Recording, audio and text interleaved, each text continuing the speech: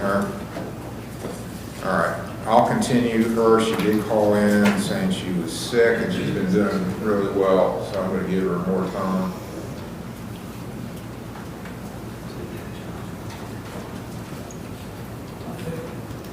Mr. Hall. Okay.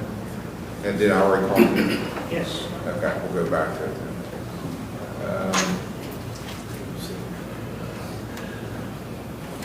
I'll continue Elizabeth Hoffman Howard for a week to May 24th.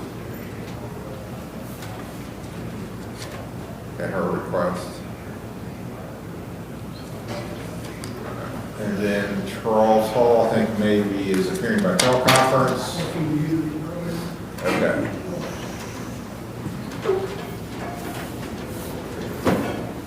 All right, I'm going to unmute you, sir. Just hold on, hold on.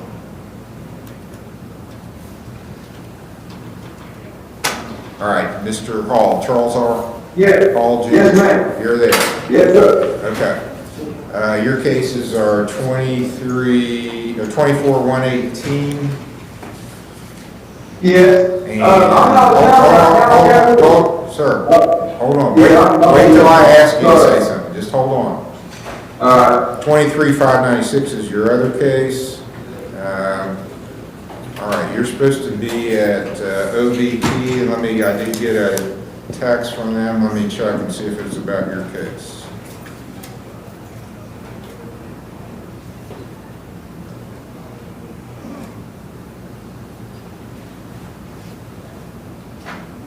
They did not say anything about your case. I had a report from April where you had been at OVP Recovery Center and Yes. completed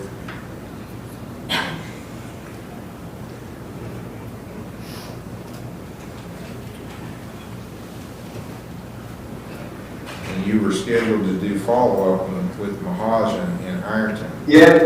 I'm there right now. Oh, okay, you're at Mahajan, that's where you're at right now? Yeah, I did a group yesterday. Then I had to go back out of town for work. Okay.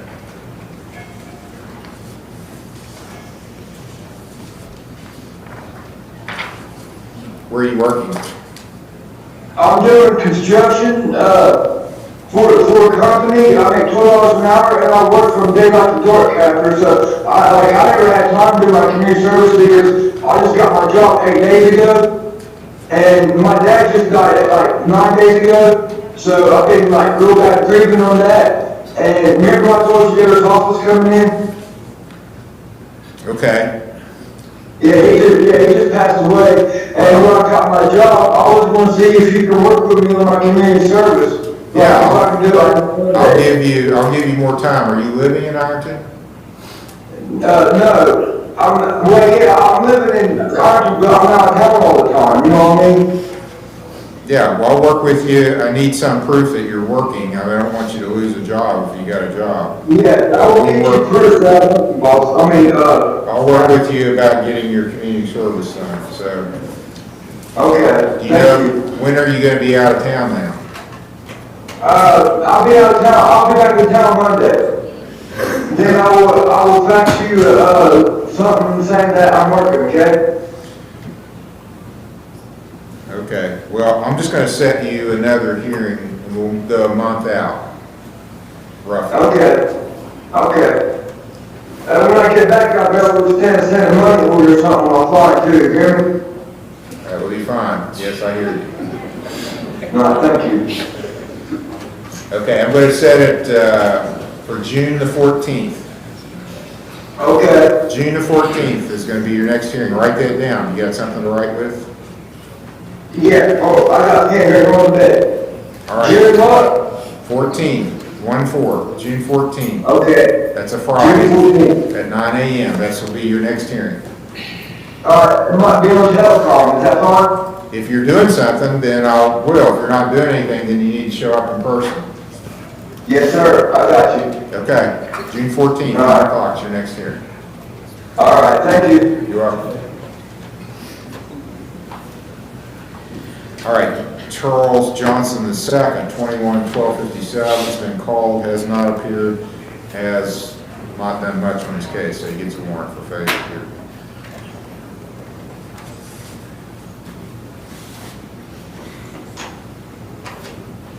Roderick Keith Lewis, Shannon L. Lewis, James McClellan, Sheena Scarberry, John Smith, David Woodard Jr., David Wynn.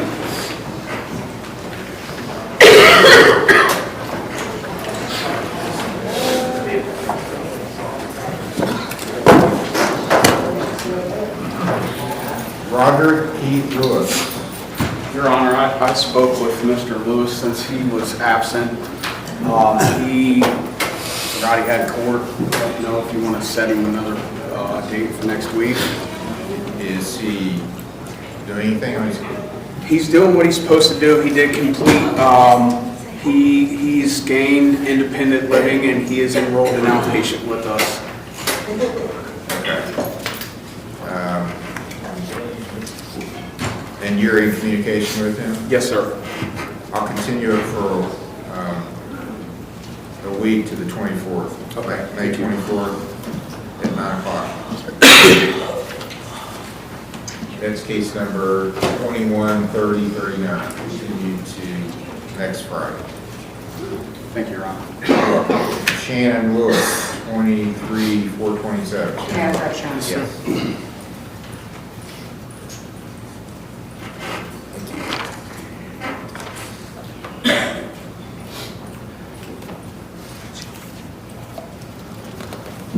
All right, and Shannon Lewis is here. Yep. And it's a good, very good report. You still have fines and community service to do. I turned in the 60 hours community service for at the pantry. When did you turn that in? It's been a while back, but I think Major said that I had an old community service and I went toward that. I didn't even Okay. know. I'm not showing anything credited toward this file. Your Honor, I explained to him that any old cases, it goes towards it first on the fines and the mandatory community service before it goes to any new case. Okay, We'll figure out what his totals are and take care of it. all right.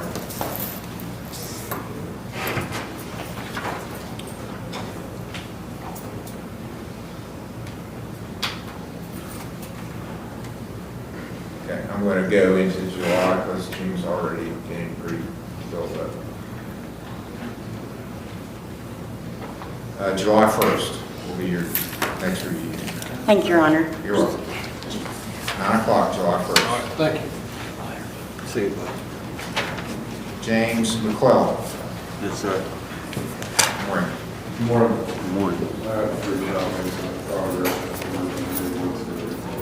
Okay, thank you. Less than 40 copies. 21,682, 1811, 68, and 1635, 21.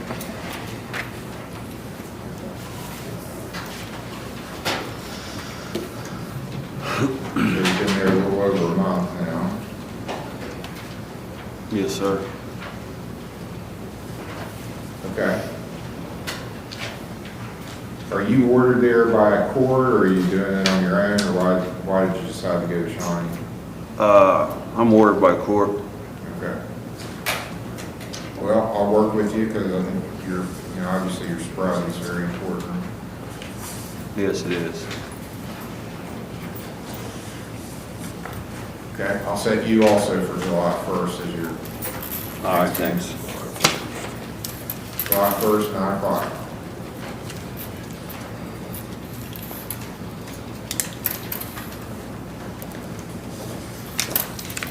Sheena Scarberry. Yes.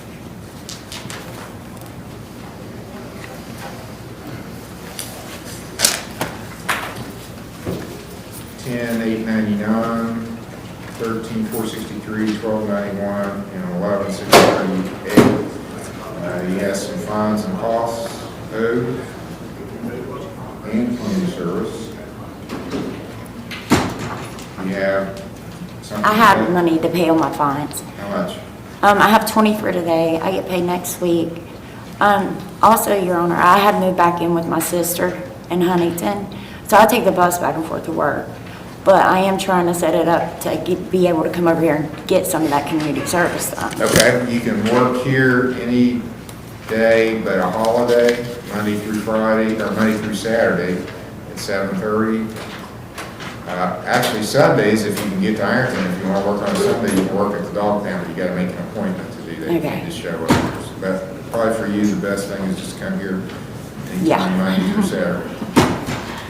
All right, so you're paying 20 today. Yes. All right, July 1st will be your next hearing, All right, thank you. 9 o'clock. See the clerk, make your payment. Okay, thank you.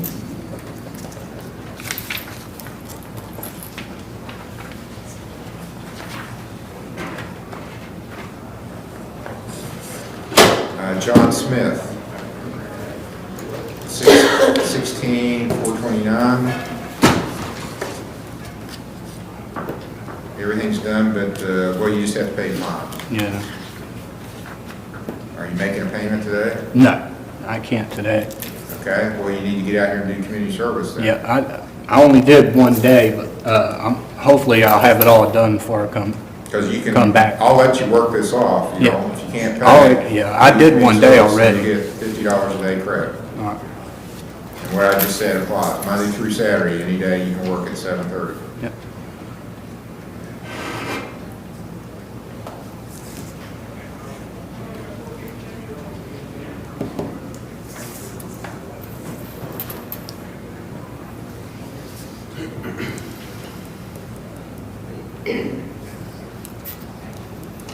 Okay, I'm going to set you then for a hearing on June 14th. Expect to see something done. If you work it all off, you don't have to come back. All right. Thank you. You're welcome. David Woodyard. Your Honor, David is currently a client with us. He recently completed detox services and is now enrolled in our youth program. So is that inpatient then? Yes, Your Honor.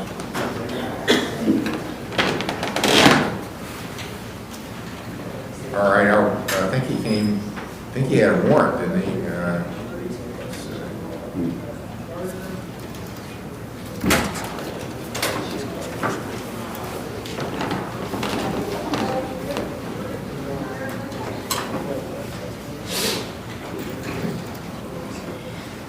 Do you have an outstanding warrant, David Woodyard? When I ran the docket off yonder, it did not come up as a warrant. It was just set for a review hearing today. Okay.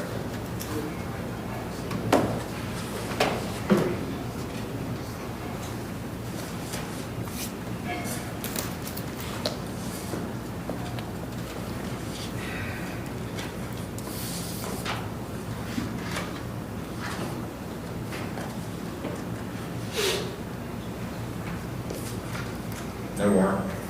Okay. I believe we might have known he was going to prison, Your Honor, may have set it out until after his sentence was All right. completed. Thank you.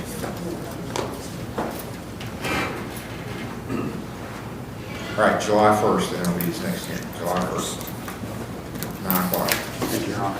Thank you.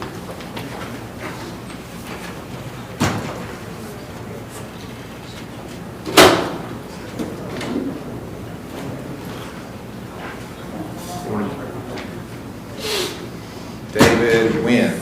David Wynn, He just came to the door, Your Honor, he's on his way. 2648.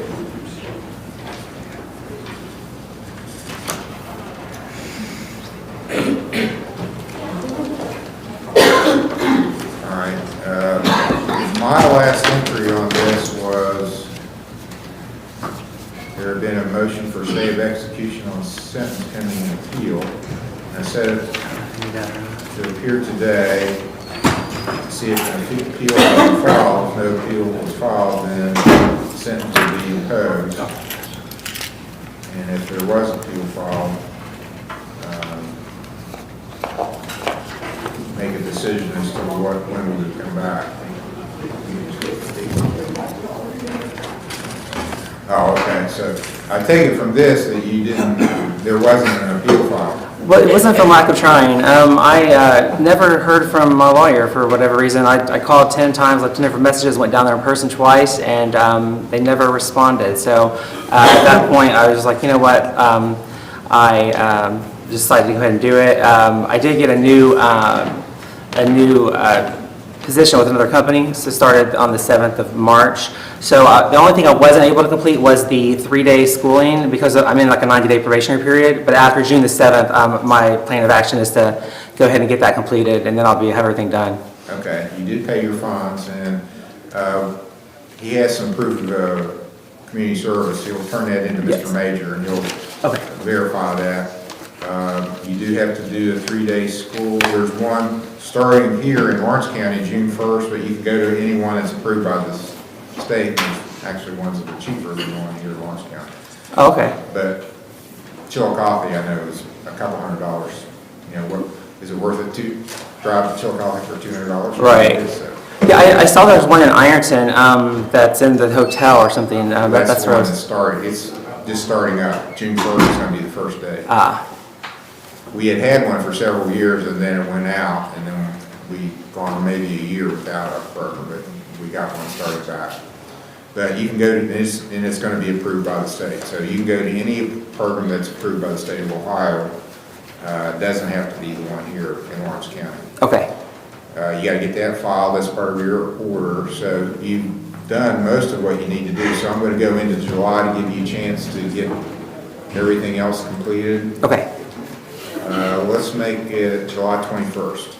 Sounds good. July 21st, if you have everything completed, verify that with your probation officer, you don't have to come back. Okay, so get it done, and then I just talk to the probation officer and I don't come back? Correct. Okay, that sounds great. 9 o'clock, July 21st. Yeah, July 21st, 9 a.m. Thank you, sir. You're welcome. Okay, that finishes the reviews. We're going to start arraignments next. So an arraignment hearing is what we call the first hearing on a new charge. The purpose of an arraignment is to tell you what the charges are, explain what the possible penalties are, and if it's a misdemeanor, take a plea from you. The plea you enter is your answer to the charge. You plead not guilty, guilty, or no contest. Not guilty is always the safest plea you can enter. It preserves the rights you have as a defendant. If you enter guilty or no contest, you're waiving your rights. So I always say, if you don't know what to do, you should enter a not guilty plea. Or if you want a trial or you want to talk to a lawyer, enter a not guilty plea. You have a right to remain silent. You don't have to say anything.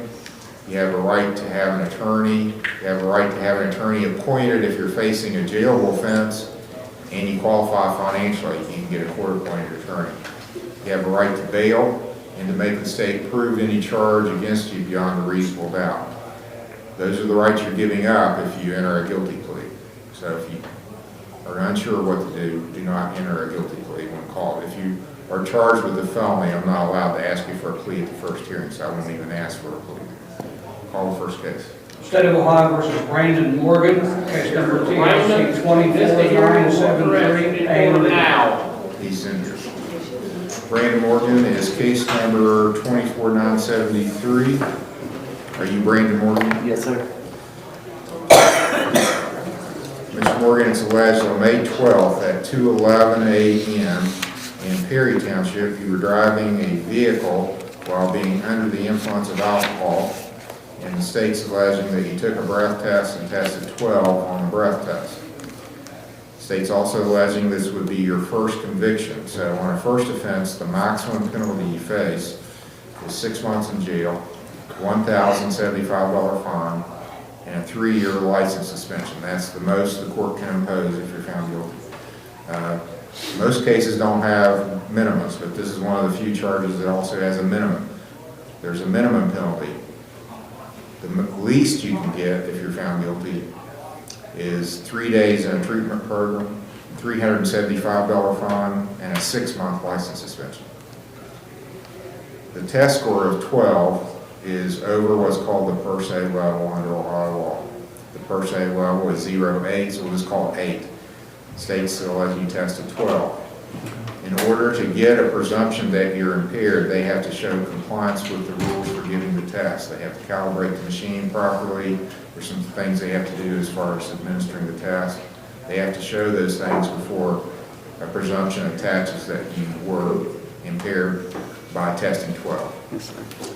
You understand all that? Yes, I have some paper. Okay, we're not ready for it yet.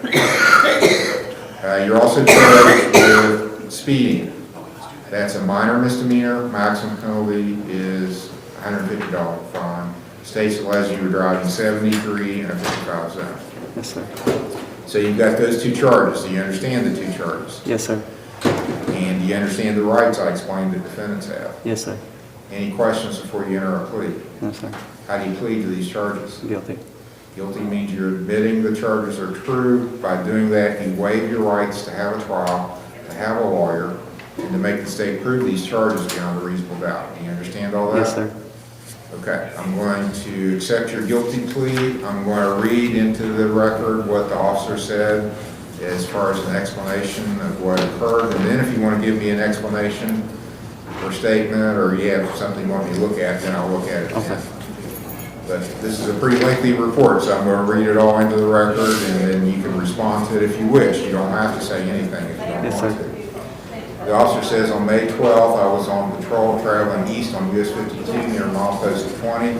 I observed a vehicle going west at what I estimated to be 70 miles an hour. The speed limit in that zone was 55 miles an hour. I activated my radar antenna, checked the vehicle's speed, and it again worked its way to the right side of the lane, coming close to driving on the dash dividing line, and worked its way back to center.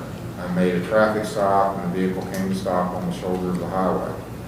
I made a driver's side approach to the vehicle, came into contact with the driver, who was Brandon Morgan, and gives your date of birth, and there was also a front seat passenger.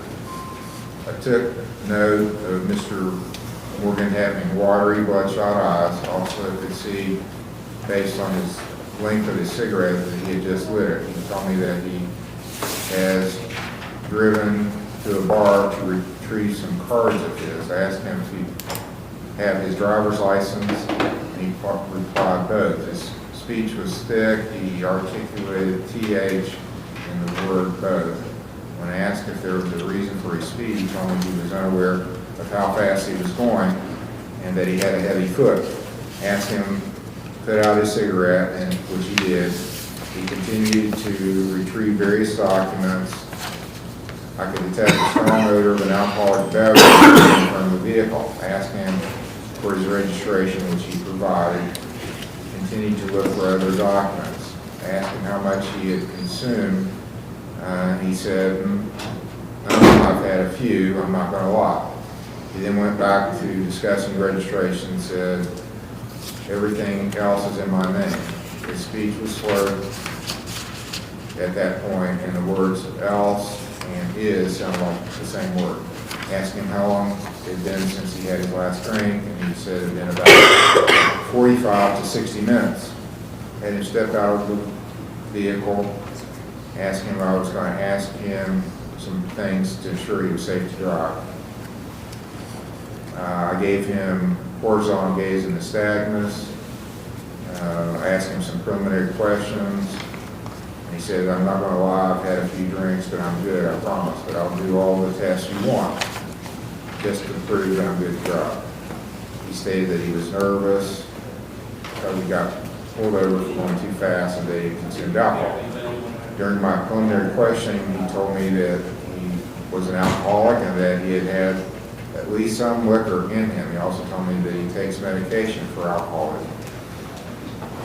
I further questioned him, and he said he consumed 2 Smirnoff ice drinks. He didn't tell me that his pastor had a license and they should have let her drive. He also said that he did use corrective lenses, but he could track the stimulus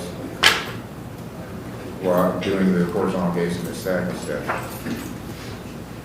test. Tells me he has epilepsy and takes medication for it, and some other medications. He says he considers himself to be in good physical health overall, and he had no history of head injuries. He also struggles some with comprehension when talking to someone. Asking if he understood everything I had said that evening, indicated that the only thing he had not were tests. I asked him, had we discussed those, and we had not discussed those yet, so I was asking if he understood everything I said up to that point. And he said he did. I could still smell the strong odor of alcohol coming from his breath. Provided him instructions for doing the horizontal case of the nystagmus test. I observed 6 clues for alcohol during the test. Lack of smooth pursuit in each eye, distinct and sustained nystagmus at maximum deviation in each eye, and onset of nystagmus prior to 45 degrees in each eye. Gave him walk and turn test, explained the instructions, told me he understood what was asked, moved his feet prior to starting. He also took several steps that were not heel to toe. He stopped on 9, walking down the line, looked at me, asked me what I'd like for him to do. I asked him if he remembered what my instructions were, and he indicated he did. Again, asked if he wanted to take more steps, and he said no. Mr. Morgan then proceeded to take several more steps down the line. Mr. Morgan made an improper turn by removing his front foot from the ground, picking it up to turn around. He then took several steps that were not heel to toe. I saw, observed 4 validated clues of impairment during that test. Gave him 1 leg stand test. Said he understood. And he swayed during the test. I gave him a portable breath test, and he tested 139 on that. He was placed under arrest for ODI. Questioned his passenger, and she was determined not to be impaired and was allowed to drive the vehicle from the scene. He was taken to the patrol post and given a form to agree to take breath testing, which he agreed to take and tested 124 actually. Was charged with ODI and speed, released to the custody of his passenger. Okay, it's a long statement. Anything that you wish to say, or you had some documents you wanted me to look at? Yeah, I got some papers. You know what? I got my self-help, put on medication, and I get drug tested every week for alcohol, and the medication I take for the alcohol is on the paper too. And your age is what? 25.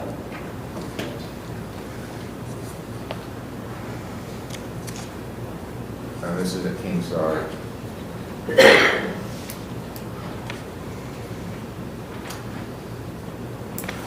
Okay, so you're taking naltrexone. Yes.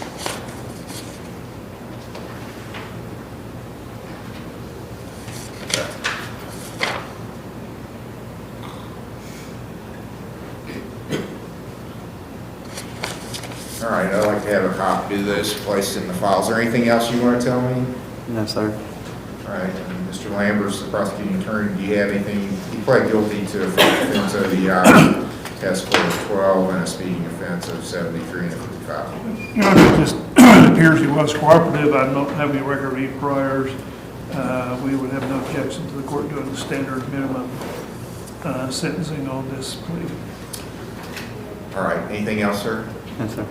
Okay, so I'm going to go ahead and sentence you. I'll give you, are you working or what's your status there? I'm doing Spark delivery, but I'm getting ready to get my job back at Gaddy Lane within a few days. Okay, what do you do there? I make the pizzas, but I think maybe they're gonna put me in dish or put me back on making pizzas. I don't know yet. I wouldn't know within a few days. All right, you do have proof of insurance. Yes.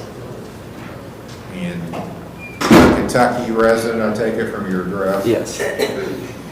Okay, I'll give you, the minimum fine is $375. I'll give you the minimum fine, $375. I'll order you to pay the court costs, that's $125. Okay. I'm going to suspend your license for 6 months. Or Is maybe that for in Kentucky too? It will be effective in Kentucky. The Ohio DMV will notify the Kentucky, whatever they call it, the DMV, and they'll suspend it. Okay. I'll give you a permit to drive since you have insurance for work, to come to community service. Is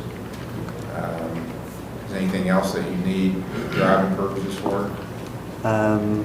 No. Well, I do take my kid back and forth to school, but I can put him on the bus. Good idea. No. You know what I'm gonna say. I rode the school bus every day until I was old enough to drive myself. I was lucky enough to have a car, my parents provided, but I rode the school bus every day, and all my friends rode the school bus every day, and there was only one kid that's mom took him to school every day, Keith Zimmerman. I think he's not watching by YouTube, and we all made fun of him. Now, 80% of the kids, mommy or daddy drop them off at school. And it's a lot, you can't even get to the school. There's so many kids being dropped off. What's wrong with riding the school bus? It's a good experience. It's good. It's kind of nice to have your kid be doing something independent, to learn how to be independent, not have mom and dad hovering over them 24/7. Okay. I also haven't consumed So any it's alcohol. good that your kid can ride the school bus, I agree. I haven't consumed any alcohol within 6 days of the arrest, and I go to AA meetings at the clinic that I go to, and I have an alcohol therapist that I talk to.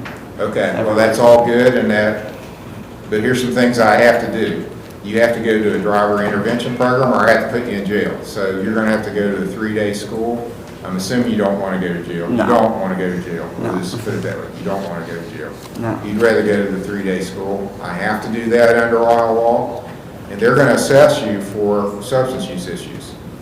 And you're gonna tell them, yes, I'm an alcoholic, and yes, I'm taking medication for it. Okay, so you talk to them about that, and I'm gonna make a part of your sentences that you continue with your treatment for alcoholism. Okay? But you can still have to do the 3-day school. And I've talked about it briefly before. We've been about a year without a program here in Lawrence County. We have one just starting back next month. It's Hometown Recovery. Lawrence County, I always switch those. Lawrence County Recovery. So there's somebody here that can talk to you about that program. You don't have to go to that one. You can go to any program that's approved by the state of Ohio. There's one in Scioto County. There's one cheaper in Chillicothe. The one in Scioto County, I think, is the same price as the one here in Lawrence County. There's a cheaper one in Chillicothe, and the big cities have multiple programs. So if you want to scope out one, go to one other than one here, you can. You just have to make sure they file the paperwork with the court showing you completed. Otherwise, I got to give you jail. That's what the legislature tells me. Oh no, I'll definitely do the classes. If I get a paper showing where it's at and stuff, I'll definitely go to it.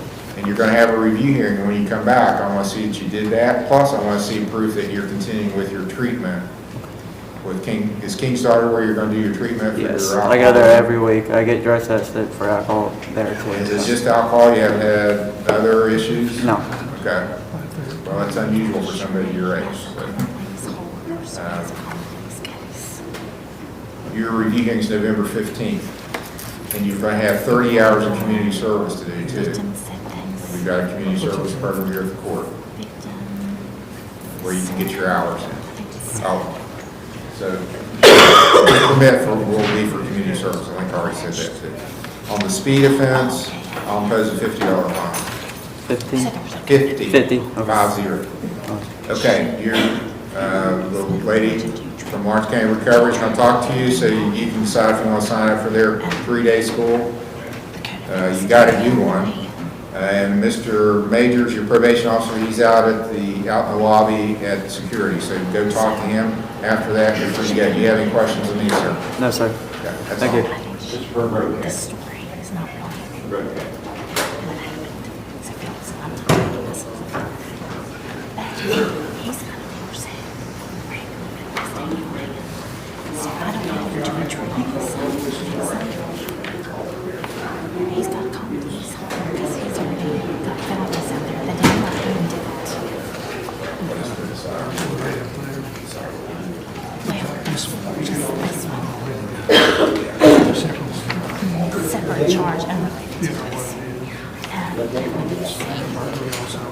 State of Ohio versus Matthew Campbell, case number TRC 24918, A and B.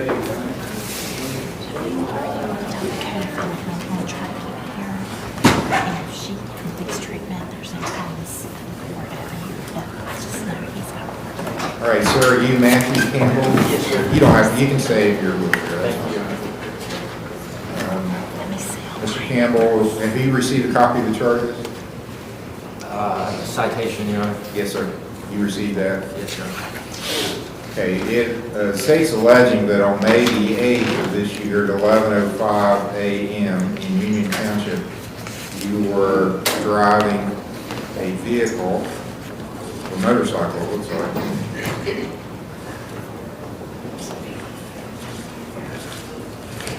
Well, there's something wrong here. Oh.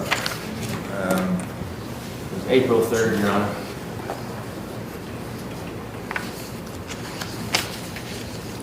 This says, the citation says May the 8th. That's when I received it. I believe the police saw, I went to the ICU. This is why I'm in a wheelchair.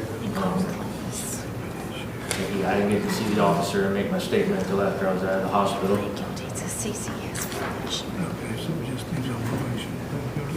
Well, the crash report that's followed with it, Mr. Lambert, does say the crash was on April 3rd, but the citation alleges May the 8th. So I don't know if that's an error. And there's no, it's a TRC case number, but I don't, there's no charge. The only charge I see is for driving under an ODI suspension and left the center. I don't know if that's correct.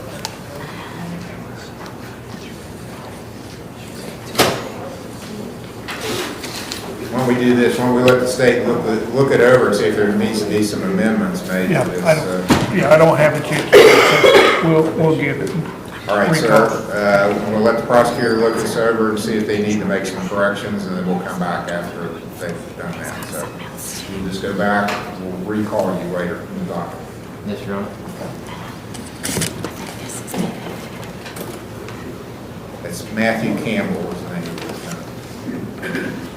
State of Ohio versus Aaron Mullins, case number CRB 24220.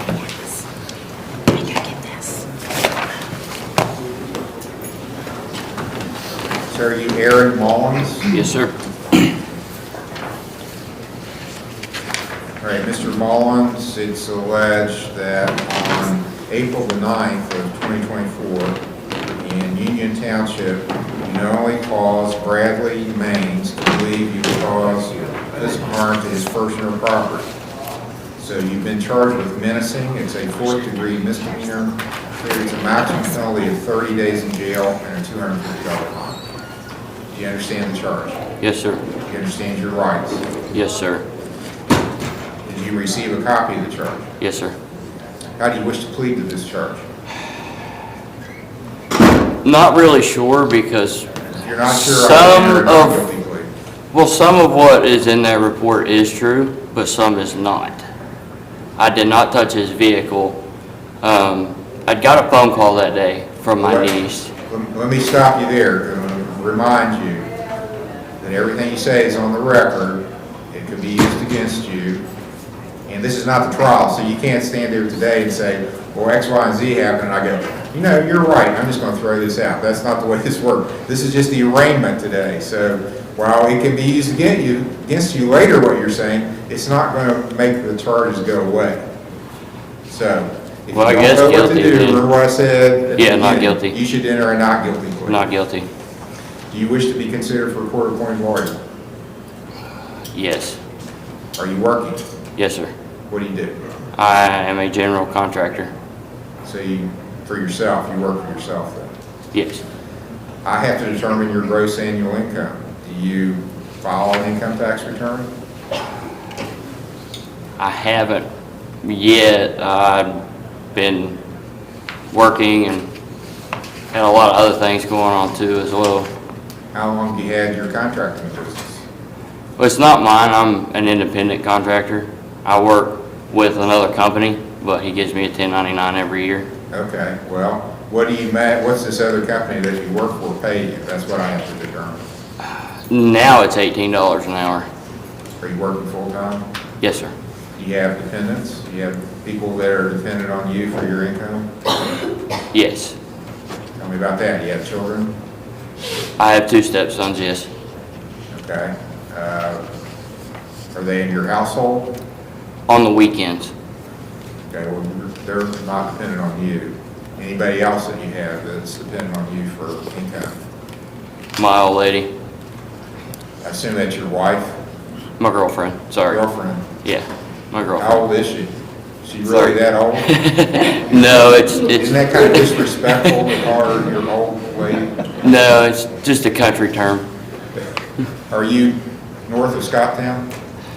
No, I'm South of actually, Scott- If you're south of Scotttown, you're not allowed to use that. If you're north of Scotttown- oh, okay then. Sorry about that. If you're south of Scotttown, you can't use that term. No, I'm actually from right here on Charlie Creek, actually. Okay. Politically incorrect then. Okay, I get you're making about $37,000 a year. Is that right? No, I wish. I wish. Usually Do you from not like, work all the time, or? no, because usually around Christmas to about March, maybe April, what I do, it kind of bottoms out. Okay. I sand and refinish hardwood floors for a living. All right, I'll provisionally go ahead and appoint Mr. Stratton to represent you. You'll have to fill out a sworn statement as to your income to verify it.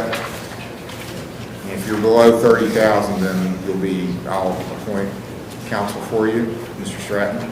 Yes, Your Honor. I'm entering a not guilty plea, 4th-degree misdemeanor, so we gotta go pretty quick unless there's a time waiver. Your Honor, we have no problem waiving time at this Okay. moment, so. Well, then we're probably looking in June. We are looking in June. The 14th? 14 sounds good. June 14th will be the next hearing. It'll be a pretrial at 10 o'clock. And he can sign a $1,000 OR bond. Should we sign right there?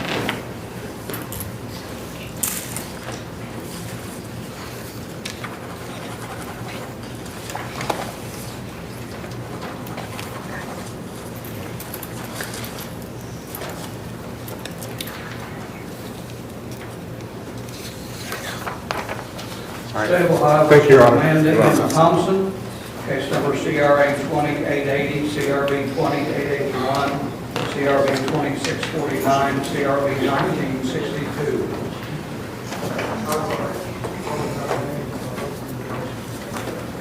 All right, and ma'am, are you Amanda Thompson? Yes, sir. We've got some old cases here. And it looks like Mr. Stratton was your attorney on one of them, on 2 of them, it looks like. 1962 is the oldest, and it looks like on it, you had missed a hearing back in November of 20. And a Actually, warrant's been outstanding since then, and that Actually- was on a theft offense. Actually, I came to court, but I was actually in the courtroom, but I had a fever, so they sent me home, told me that my lawyer would call me and let me know when to come back, and he didn't, and I didn't call either, and that's why I missed my next court date, which was in December, I think. Because I didn't know about it. Then you still have pending case number 2649. It's never been resolved. That was a theft offense from Walmart from August, it allegedly happened August 10th of 2020. And Mr. Stratton was your attorney on that. That was the one in December. You were supposed to come back, didn't, and you have warrant outstanding on it. And then there's also 2880, 2080, 881. That was possession, 881 is possession of drugs. And the 880, It was actually a position, it was a trazodone, I was actually prescribed it. I just didn't have it in my prescription hold on a bottle. minute. 2880 was carrying concealed weapon, an F4. It looks like that you were never arraigned on that, so I have There was- nothing that you ever appeared on these charges or Yeah. were ever arraigned.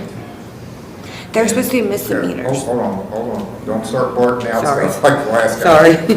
Just remember, My bad. everything here is being recorded. Even now, the images, we're videoing this, so there's no getting out of it if you admit No, I know. something. So it's better just to remain silent and answer my questions. Did you come in on your own, or did you find out there was a Yes, warrant? sir. Yeah, I found out. Okay. Well, I don't think you've been arraigned on these new, well, relatively new, in the sense that you've never been before the court on them before. You haven't been arraigned, and one of them is a felony, so that's serious business. Well, they're both serious, but one is like the type of case you could go to prison over, so super serious. That's case number 2880. And it's alleged in that on November 2nd of 2020, you knowingly were carrying or had concealed on your person, ready at hand, a deadly weapon, and that's a felony of the 4th degree. Maximum penalty for that's 18 months in jail and a $5,000 fine. Then there's also the same time and place, possession of dangerous drug, and it was alleged that you were knowingly in possession of trazodone without a prescription. That's a 1st degree misdemeanor. Maximum penalty 6 months in jail, $1,000 fine. Did you ever get a copy of these charges? No, and I did go to court. It was continued or something like that. Okay. The clerk's going to bring you a copy Okay. of those 2 charges I just told you about. See, Why are you here now after all these years? Why did you decide to come into court?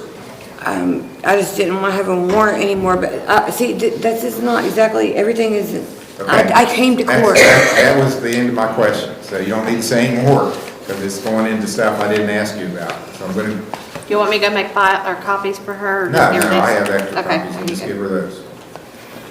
Okay, so are you working? I'm disabled. Okay, so you have no income. No, I do have income. Just Social Security? Yeah. That's your own income. Yes. All right, I'm going to appoint Mr. Stratton, who was your attorney on the previous cases, and he obviously is here. He's out in the lobby talking with somebody else. I'm going to appoint him to represent you. Did he come in on your, okay, Mr. Stratton, this is Amanda Thompson. She has a possession of drugs misdemeanor variety and a felony possession of a concealed weapon charge. Okay. She never got arraigned on. You were representing her on some other misdemeanor matters that it's alleged she missed a hearing for back in 2020. She did decide to come in on her own, so I'm going to trust that she'll come back with a signature bond. So, Okay. what's your current address now? It's 15 Private Drive, 2564 West, Apartment A, South Point, Ohio.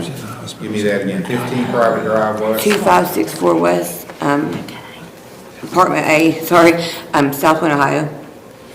So you're not far away. Okay, so I'm going to let you sign a $5,000 signature bond. Yes, right there. Oh, I'm appointing Mr. Stratton to represent you. I'll cancel the warrant. You're just lucky you didn't have police contact for the last few years, because you would have went to jail. I know. Police contact, there would have been a warrant for you. When do you want to come back for the next hearing, Mr. Stratton? Your Honor, we do have the felony, but we'll waive any time restraints on the preliminaries. Okay.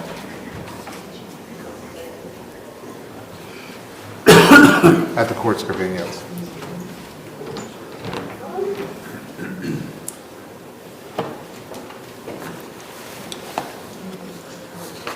Well, we're pretty busy until June, actually, Yeah.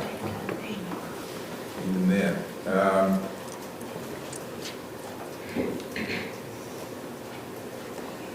Third. June 3rd? June 3rd. Yes, that'll work. Okay, your next hearing is going to be June 3rd at 10 o'clock.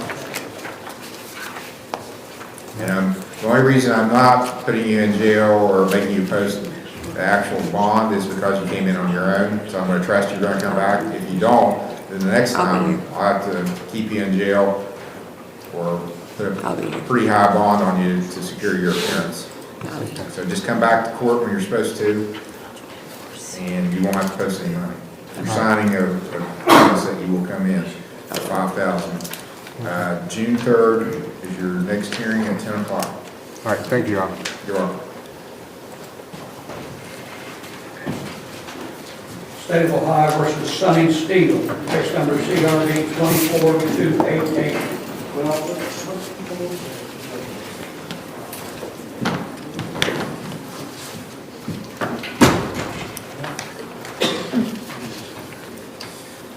Sir, you're Sonny Steele? Yes, sir. Mr. Steele, it's alleged that in Mason Township, May the 14th, you knowingly caused or tried to cause physical harm to property of Ethan Taylor. So the charge against you is criminal damaging. It's a second-degree misdemeanor. Maximum penalty is 90 days in jail, $750 fine. Do you understand this charge? Yes, sir. Do you understand your rights? Yes, sir. How do you plead? Not guilty. You want a lawyer appointed? Yes, sir. Do you have a job? No, sir. No income? Just SSI. Okay, I'll appoint Mr. Morford.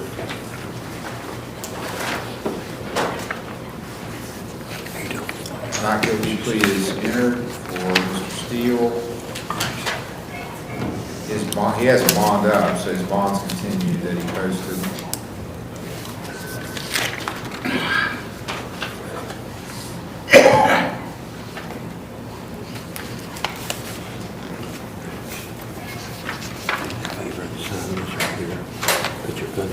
June 7th. That's good. I believe that's good here, Judge.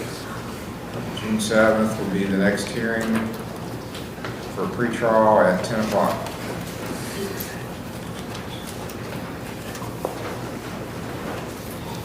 Thank you, Your Honor. You're welcome. Yes, sir.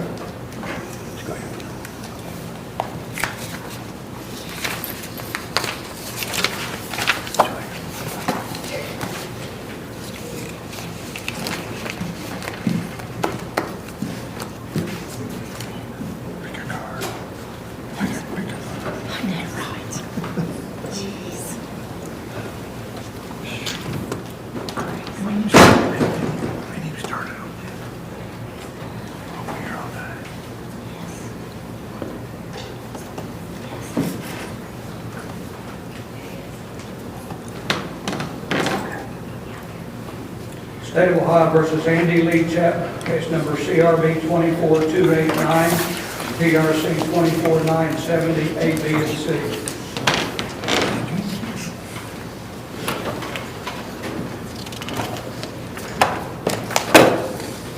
Sir, are you Andy L. Chapman Jr.? Yes, sir.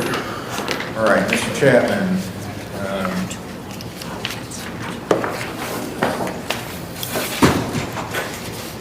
Also case number PRC 24970.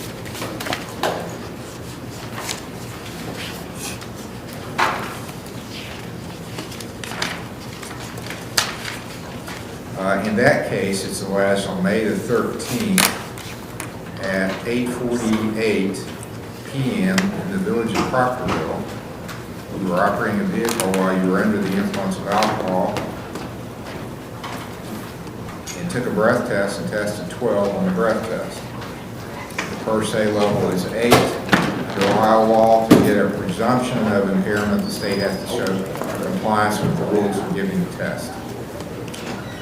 It's alleged to be your first offense on first. The maximum is 6 months in jail, $1,075 fine, 3-year license suspension. The minimum is 3 days in treatment, $375 fine, 6-month license suspension. You understand the possible penalties and the... Yes, sir. I understand the, what I explained to you about the breath test, the number. Yes, sir. You're also charged with having a child in the vehicle that was of an age or size to need a restraint, was not in such, that is a mandatory $100 fine if you're found guilty. Yes, sir. And you're also charged with driving left of center. That's a minor misdemeanor, maximum penalty is $150 fine. You're also charged with endangering children. That's case number 24289. The same time that the OVI occurred, that you had a minor child in the vehicle with you while you were under the influence. So that's a first degree misdemeanor, maximum penalty 6 months in jail, $1,000 fine. So those are the charges. Do you understand them? Yes, sir. How do you wish to plead to these charges? Not guilty. Do you wish to be considered for a court-appointed lawyer? Yes, sir. Do you work? Yes, sir. What do you do? McDonald's. Paid by the hour? Yes, sir. How much per hour? $12.50. How many hours a week? I work like 37, like 40 within breaks. You have a child yourself that you support? Yes, sir. Okay, you're eligible for court-appointed counsel. I'll appoint Mr. Smith to represent you. Not guilty plea is entered.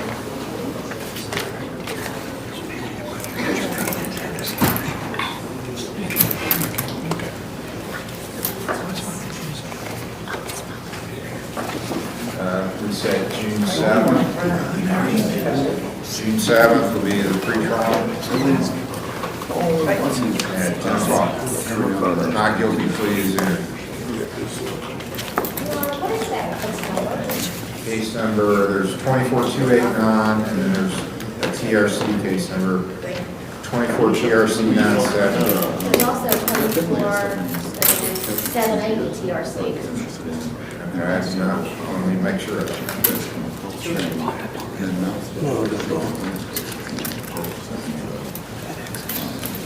the, pull it up, I don't have it in the phone. Let's see what, let's see the computer first.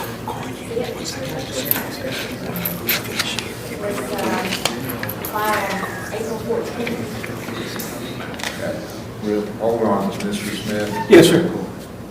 It looks like he's already been arraigned on the others. I think he's got a pending OVI trial, my notes say, Your Honor, on another case. All right, well, let's change this up.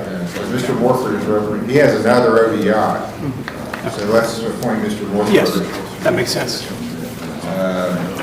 Mr. Morford will be appointed to represent Mr. Chapman on this case, as he's representing on 780, 24 780. And where Mr. Morford was in court. He's out there. Mr. Morford, I'm appointing you to represent Mr. Chapman. You're representing him on another OVI that's still pending. And he's been just arraigned on, this would be a second first offense. Let's find, when was that other case set? On the other case, I think it's June 7th is what he said. June 7th, Judge. 6/7, June 7th. Actually, it looks like it was set for today. Yeah, the 20th. Yeah, the 20th, I'm sorry. Monday. Let's set up, it was set for Monday, so we'll just move this one to Monday also. Okay. Okay. So we'll come back Monday, we'll have a pre-trial on both these. We need to sign a bond. You can sign a $3,000 signature bond. Yeah. So that's it, during this call. Can you just write your name a little bit better? It's fine. Thank you. You're welcome. Did you see your text? Yes, From me earlier? thank you. Yes, sir. You're welcome. Thank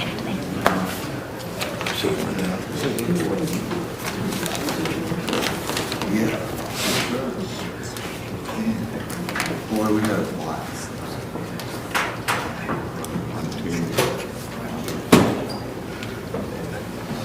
We're ready on that one, Judge, when the report is. What's the case? Road cap. Road cap? Okay, Christopher let's Road call Cap. that out of order. Mr. Morford's case was road cap.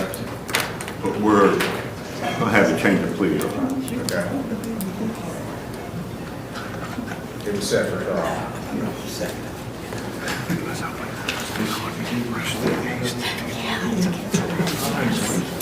of Ohio versus Christopher W. Rosecrans, case number CRP 2420, CRP 23646, CRC 211172, A, B, and C. All right, this matter was on the trial docket today. Mr. Ashworth is here, special prosecutor. Thank you, Yes, sir. Mr. Ashworth. It's a long time since I've seen you in person. Congrats on one of these devices. I look better in person. Well, I always say I look better in the dark. So. He just turned a year older yesterday. Thank you. Yes, Your Honor, we had this set for trial today. We've reached an agreement. There were two charges pending. One was the violation of a protective order, and the other was aggravated menacing. Mr. Roadcap will plead guilty to the violation of a protective order under 2919-27A2, 90 days in jail, 80 suspended, credit for time served, 1 year probation, with the terms of the current order incorporated into the probation terms, and the state will dismiss the aggravated menacing charge. Okay, give me the case number again, because I didn't catch that. What was the case number, please? 2420. CRB 2420, okay, 2420. I have it.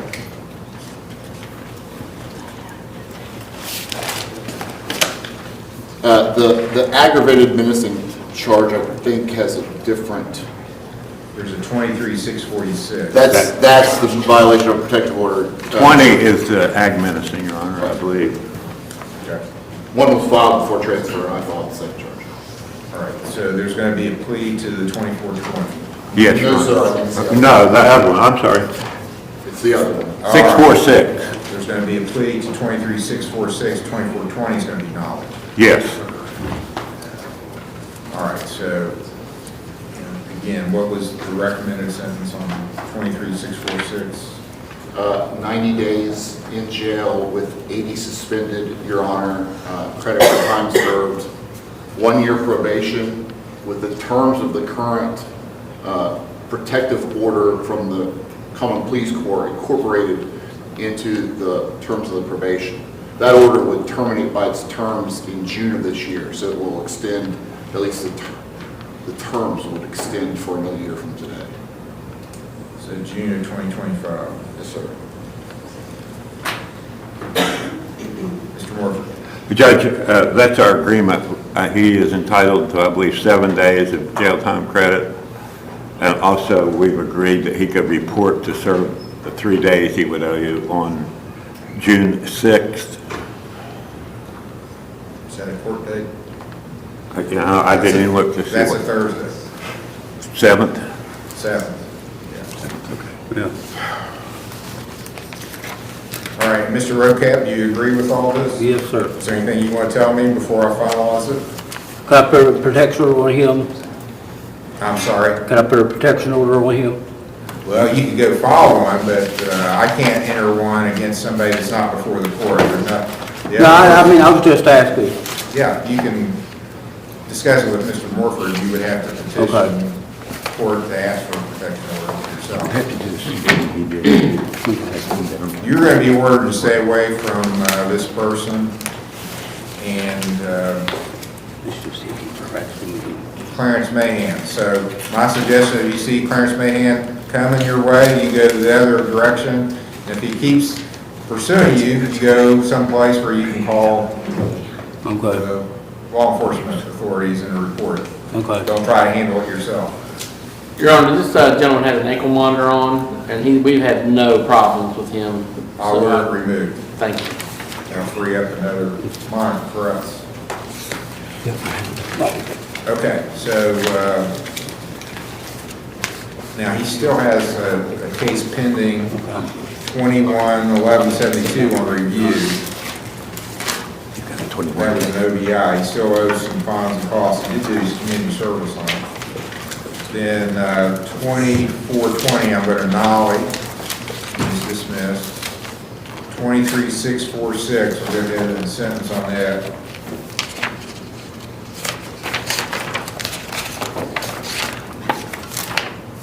23646. I'll impose a $200 fine. Order the cost be paid. 90 days in jail with 80 suspended, credit for 7 served. He will report for his 3 days that he owes on June the 7th at 11 a.m. here to the court. Okay. We'll go from here to jail. Now on review, because he's got this other case pending, I'm going to set this fairly quickly for a review. Let's make it July 1st for review on this case, and then his old case will also be set for review then. If those fines cost. Your Honor, does the court need me to do anything with the OVI? No. So, also put in the entry that the civil protection order terms are continued by this court until June 1st, 2025. So, in effect, your order to stay away from Mr. Mayhem through that period of time. Your Honor, can I still do pay my fines off and everything, go on community service for the under the influence thing, or? Yeah, I want you to pay them off. Yeah. I mean, I was just asking if I could do the community service. Yeah, you can, if you can't pay and you want to work, we'll give you $50 a day credit. Okay. For whatever extra you do. I mean, until I can get a job again. Yeah, that'll be fine. Was the hearing number 15? No. 6-7. Let's make it, what did I say, July 1st. July 1st, every 3 days here. You need to take care of that 21 case. Because he's got that old case. And then your next date is July 1st at 9, not 10, 9. Thank you, Your Honor. Thank you. Thank you, Mr. Ashcroft. Thank you, sir. Can we keep sending you stuff? Sure. Okay, I appreciate it, because we need help.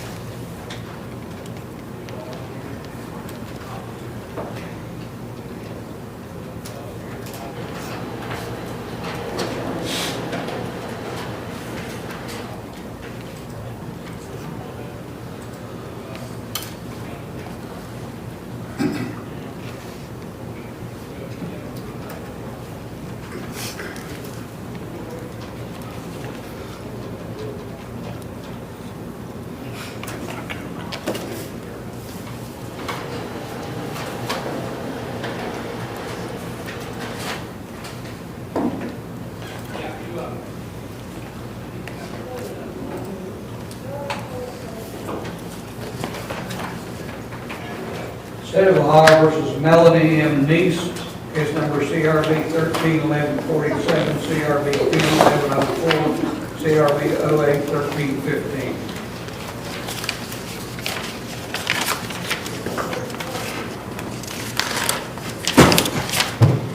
All right, ma'am, and you are Melanie Neese? Yes, I am. Have you been able to make any progress in your cases? I paid some on it today. I do see that. All right, very good. That's all I could do, Judge. you're making progress. I'm trying.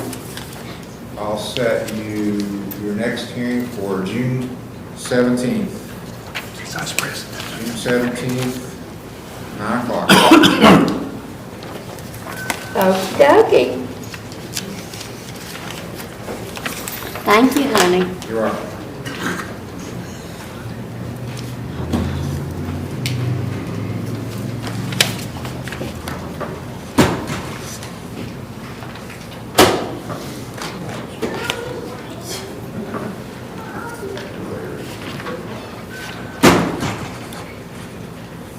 State of Ohio versus Larry Ferris, case number CRB 24291.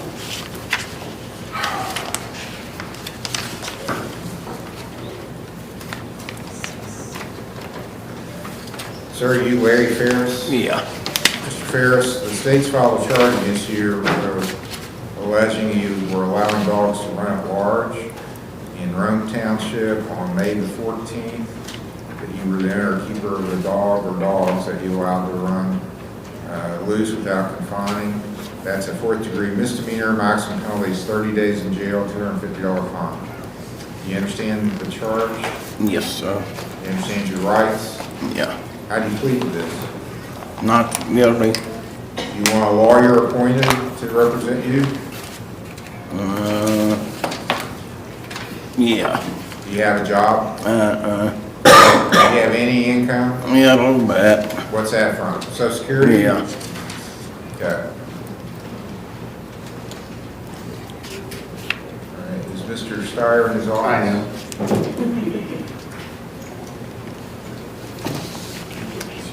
He is. Okay. I'll appoint Mr. Steyer to represent you.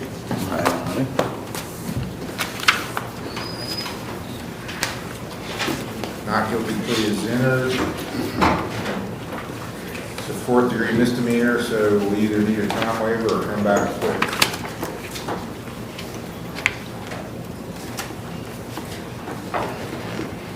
Just a second, I'm in trouble with my calendar here for some reason.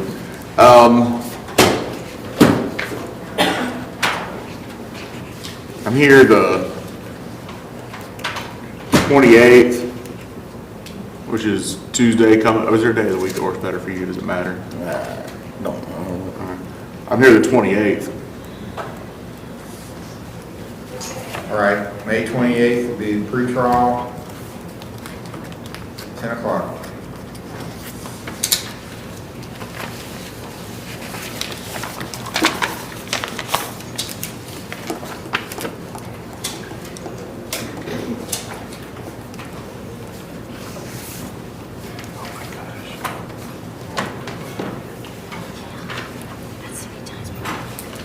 I'll come out and meet you in just a minute if you want to wait for me in the lobby. Okay. State of Ohio versus Jeffrey C. Gardner. Wait, I'm sorry, did we need to do a bond on this? That's fine. Okay, I'll meet you in the lobby. Thank you. You're welcome. State of Ohio versus Jeffrey C. Gardner, case number TRC 2468 A and B. He's present, Your Honor.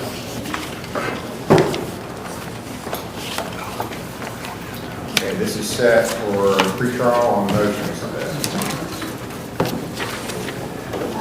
Correct, Your Honor. I've looked at my calendar to propose some dates. All right, so I take it we haven't resolved anything on the pre-trial? No, Your Honor, I plan to talk to Mr. Heald and make some efforts to resolve the case. All right, what's good dates for you? Monday, June 3rd, Your Honor, Friday, June 14, or Monday, June 24 would be proposals. There's already a trial set for June 3rd. What were the other days? June 24, which is a Monday, Your Honor, or the 14th, which is a Friday. Either the 14th or 24th works. Do you have a preference? No, sir. Either one gives Mr. Heald time to respond if he needs to respond. So 14th is fine. June 14th. I think Mr. Regis has two cases, so we probably want to see if we can set them both at the same time, Your Honor. Are they both going to be for evidence?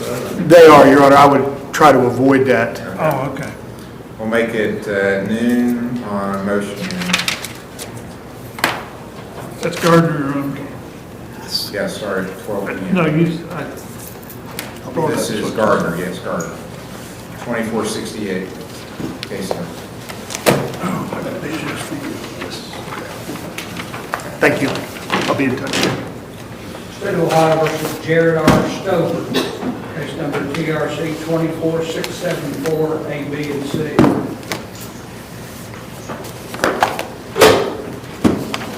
So the same thing on this, Yes, Your Honor. June 24th, then for Yes, sir, Your Honor, thank you. June 24th at noon for motion hearing. Excuse me. Thank you. You're welcome.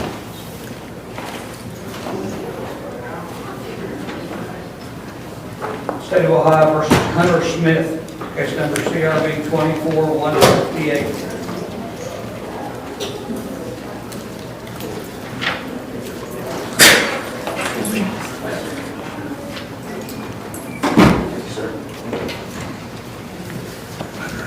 This is Mr. Wicker's case. Yes, Your Honor.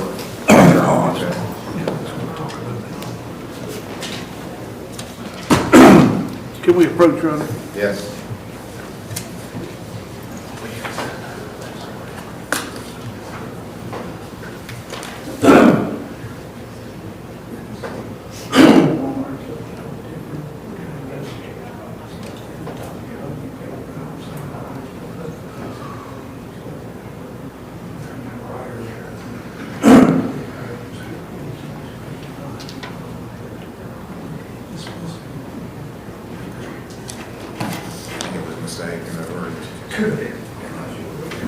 All right, state does not think they can prove this case beyond a reasonable doubt, so it's going to be denied.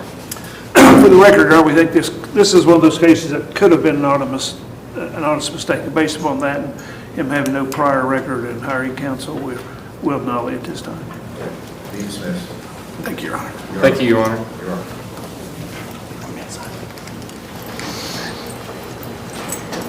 State of Ohio versus Logan E. Roberts, case number TRC 231806, A and B. Mr. McCown. Mr. McCown in the courtroom. They told me it will happen.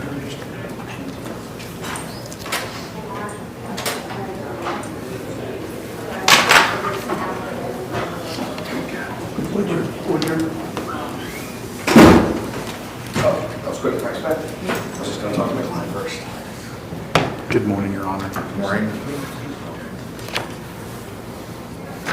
So where are we? This is set for pre-trial. That's correct, Your Honor. He had, we previously agreed with the state that this would be amended to a reckless based upon the issues with the evidence in this case. He was to attend the driver intervention program. That should have been forwarded to the court.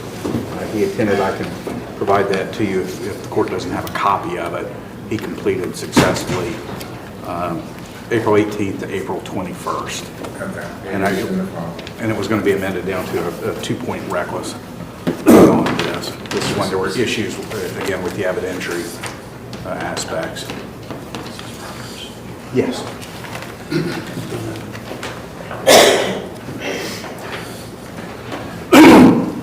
I think that's correct based upon my notes, Mr. Hill, Your Honor.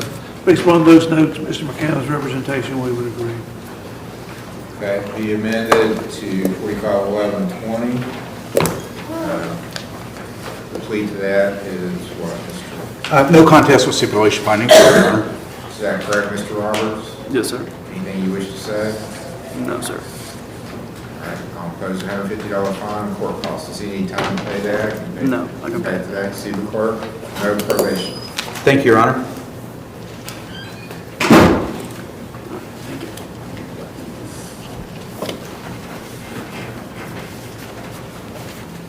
State of Ohio versus Jacob D. Hatton, case number TRC 231823, A, B, and C, CRB 23756, Mr. Scott's case.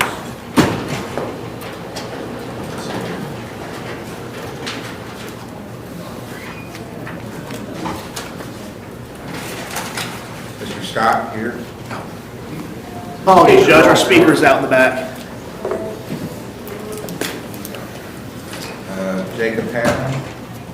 He is here, Judge. Why is he not in the courtroom? He made us a Okay, direction. we'll go on to another case. Have a seat. Have a seat. We're going on to another case. Get your clients in the courtroom, talk to them before we call your case. Why do we have to come get you guys out of the conference room and drag you into the courtroom? I don't understand it. Call another case. State of Ohio versus Kimberly D. Trout, case number CRV 24252. No. Go on to another attorney. Have a seat, ma'am. State of Ohio versus Perry DeVault, case number CRV 24275.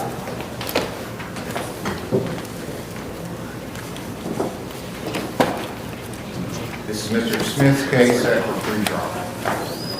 Yes, Your Honor, I've filed for discovery. I've gotten most of it, but evidently there's some recordings that have not been produced yet, so I'd like to at least continue a week or two to get the recordings. This is a M4, so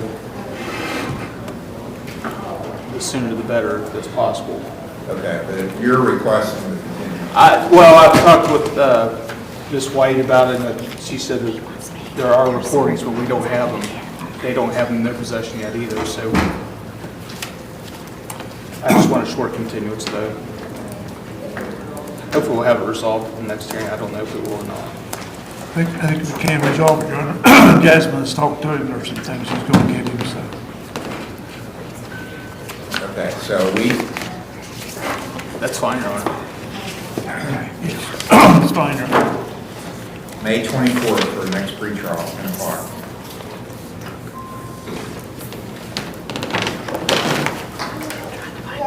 State of Ohio versus Cassidy Sector, case number CRV 23688, CRV 23689. Cassidy Sector. Your Honor, I believe she's via Zoom. All right, Ms. Seckman's case set for pre-trial and preliminary hearing. She has been at OBP. Yes, I don't know if she's still actively treating with them or if she's somewhere else.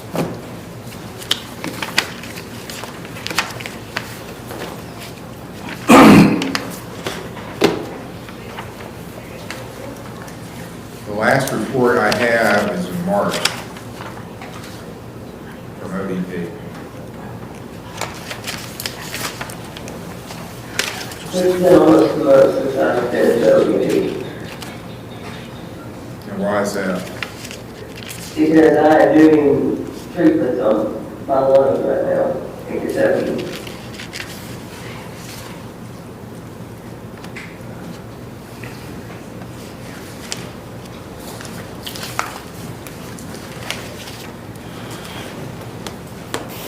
Yeah, where are you today, ma'am? I'm in Kentucky, Where in Kentucky? in Carter County.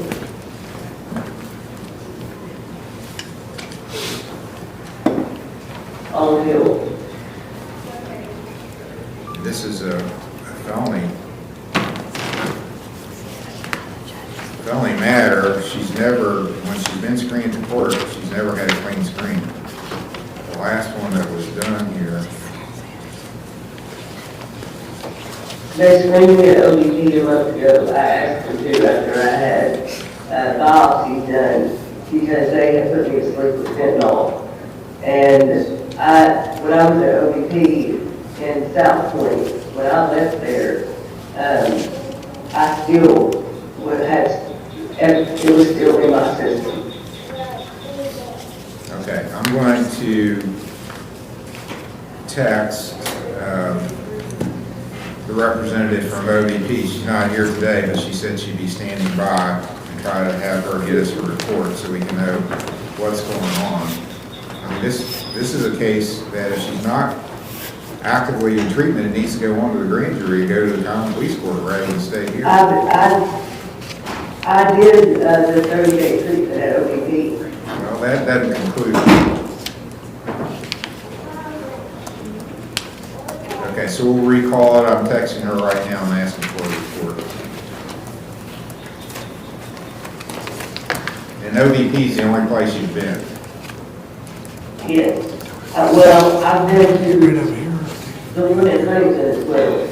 Well, they can access, she'll be able to access if you've been anywhere in the ODP system. Tell me what you've done. So we'll recall it.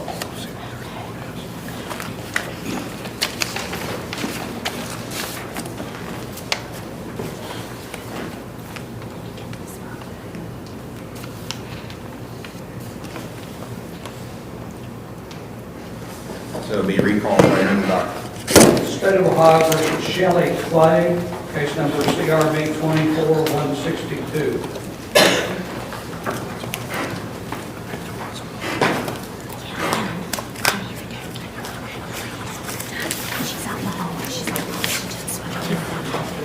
Mr. Smith's case set for pretrial. Yes, Judge, this is our first pretrial. There, at the arraignment, we set up a time for my client to have someone else retrieve her stuff from her aunt's residence. There's a miscommunication. Somehow she didn't retrieve it. We'd like to get a date and time on the record for her to do that, and we would ask for another pretrial, either June 3rd, 7th, or 14th. I think we can get this matter resolved. I need to go through discovery with my client, but I didn't want to call it up to get a date and time, so there's no more. There has been an issue with getting things that I suggested as Mr. Smith, we set a time that someone comes to get it. If they don't get it, then that's the last chance as far as whatever's there. And I've made notes to Mr. Hill on our discussion about, I Okay, think, so completing this is the lady you need to get, yes. communicate with? Yes.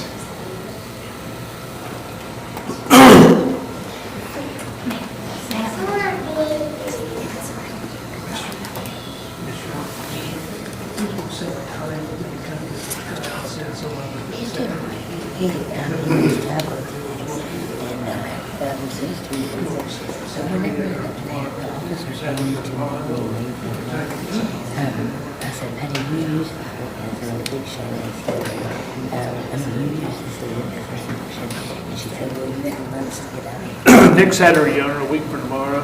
She finds someone with it. What time? What is it? I'm sorry. I didn't hear. Week from tomorrow to get your stuff. Yes, yes. What's a good time, so there's no more? Right. Yeah, we'll say noon. Yeah. Noon next Saturday. Who's she going to be sending? Because I don't have any money. Who you want to send? Well, that's why I was just talking to you about, because where he's in prison, I don't have anybody else. Can she go to her daughter down the hill? I don't know. I had to pay for months since she was my furniture in the garage. I had to pay for my daughter. I'm here with me and my nurse live out there. And I don't have anybody. It don't matter who comes and gets it. She's her daughter. It's going to be in the garage. The garage will be open. Okay. Comes and gets it. Okay. And that would be okay for me? That's what I'm saying. Her pickup person is now in the penitentiary, Judge. He was going, he can't. If her daughter could be there, leave it in the garage, you'd go straight in the garage and straight out. Right, yes, I no issues at all, I promise. If that's acceptable.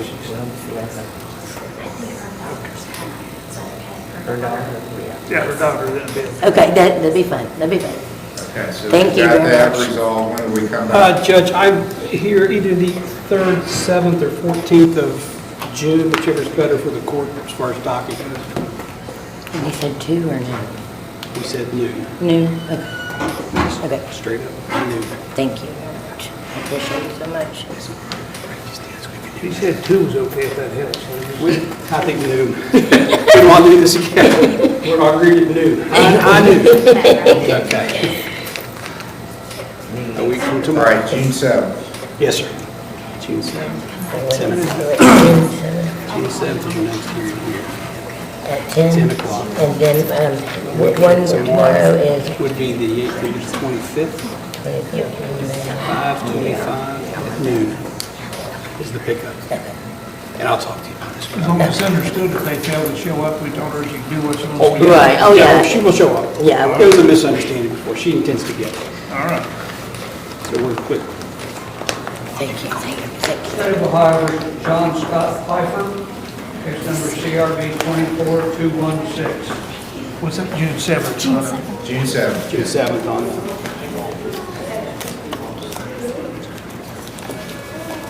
Mr. Smith's case set for pretrial. It is, Judge. I have received discovery. I've done it with my client. At this time, based upon review of discovery, he will change his plea to guilty. It's a Walmart theft case. Is that correct, Mr. Piper? Yes, sir. Anything you want to tell me before I sentence you? I'm sorry, sir. It was a stupid mistake and it will never happen again. It's actually Speedway. They wrote Speedway, but they amended it on the record to Walmart. Oh, okay. And we did the arraignment. Oh. It wasn't marked on the complaint. Okay, we didn't, I didn't object to the correction.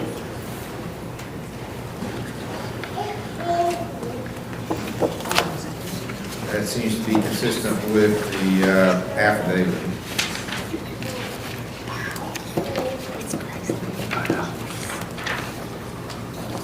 Okay, $100 fine, court costs, 10 days in jail suspended, 30 hours community service, review hearing November 15th, 9 o'clock, order to stay out of Walmart, 2 years of level 5 probation.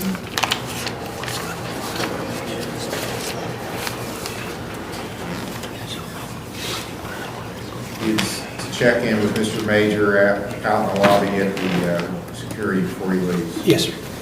Probation officer walking the door. Make sure before you leave. State of Ohio Thank you, Judge. versus Reginald Shearer, case number TRC 24763, A, B, C, and D.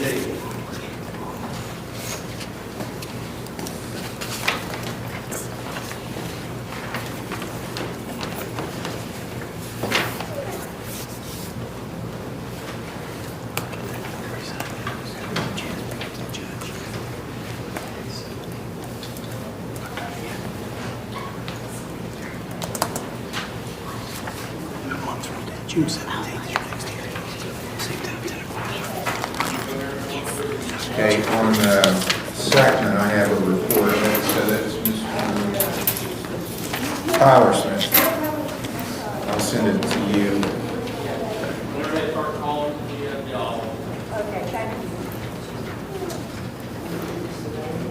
I'm sure, Mr. Leonard, if I have your... At 10 o'clock, yeah, 6. My email or? Text. Text. Let me see, hold on.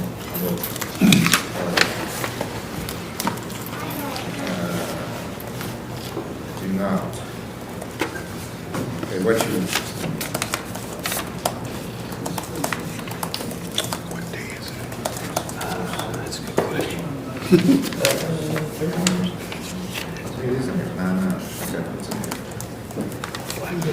here. Okay, I just sent the report on Saturday. Okay. Is Monday better? Monday, it's so much better. I'm off on Mondays.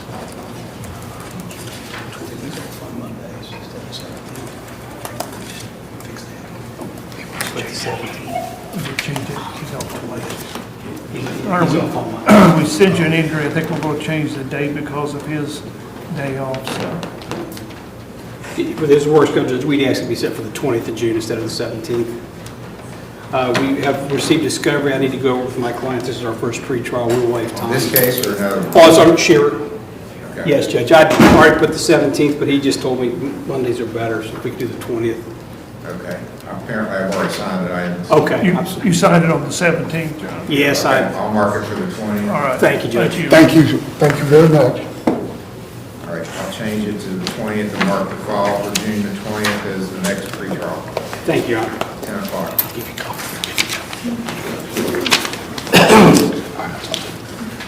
State of Ohio versus Ladana Walker, case number TRC 24609, A and B. Ladana Walker. And I've checked 3 times for her. I would ask if there weren't issues, it'd be held for a week, because she has contacted my office. I don't know why she's not here today, but I have good contact info for her. All right, she'll have a week to appear. Okay. I will get on there right away and find out.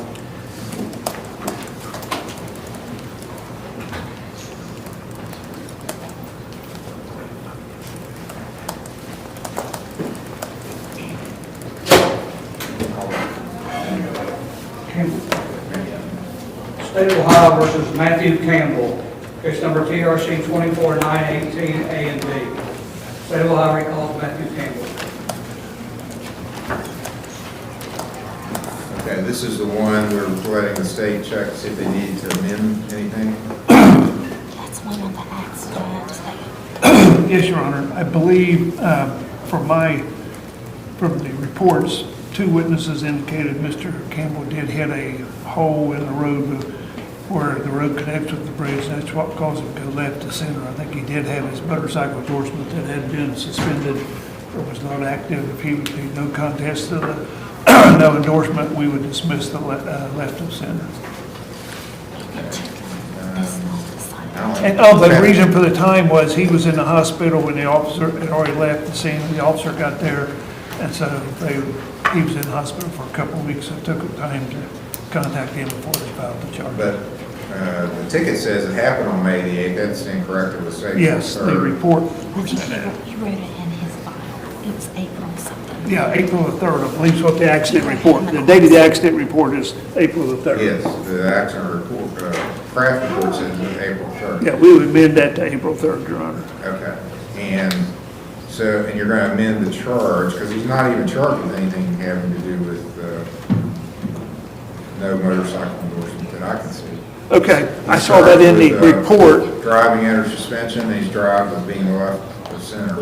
The under suspension is of the motorcycle endorsement, I think is what was suspended, Your Honor, is my understanding. Charged it with the 45-10-14, which is the Okay. first degree driving under an OVI suspension.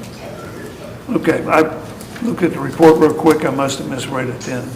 So if he would be no guilty, no contest to that, we would dismiss the left of center. There's a mandatory jail sentence. If he actually was under an OVI suspension, there's a 3-day jail, $250 fine. Let me look at that. They would probably just need to let him plead and get an attorney and come back. Plead not guilty. Looking at the printout of his driving record,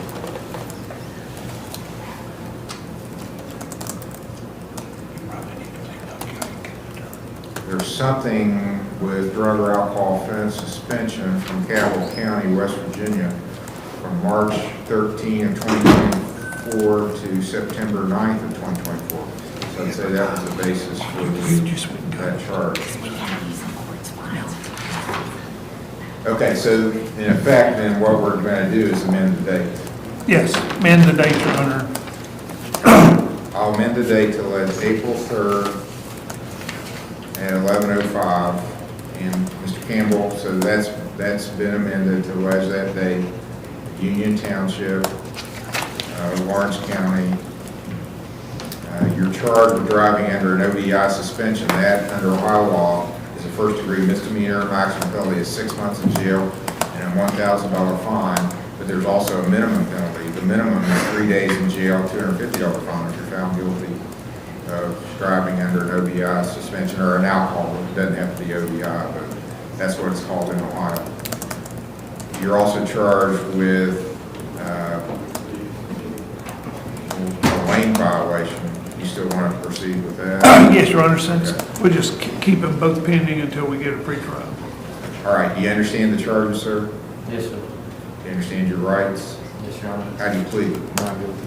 You want to be considered for a court-appointed lawyer? I'm not eligible, Your Honor. Okay, you're going to hire your own? I have to, Your Honor. How much time you need to do that?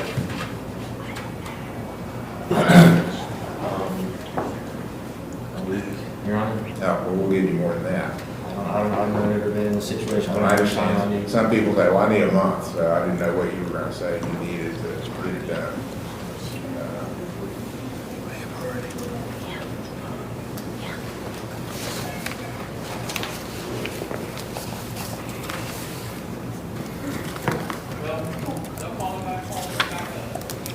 Okay, let's set it for June the 14th.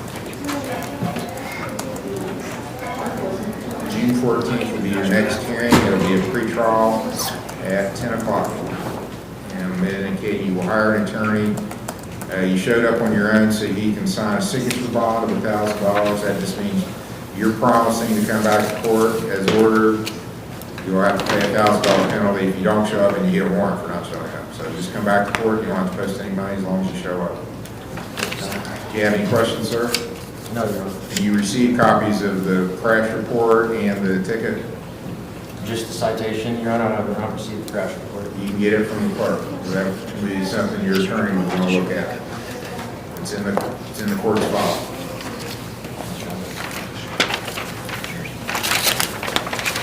Yeah, that's all. There you go. Check in with the clerks to the right if you want to get a copy of the crash report.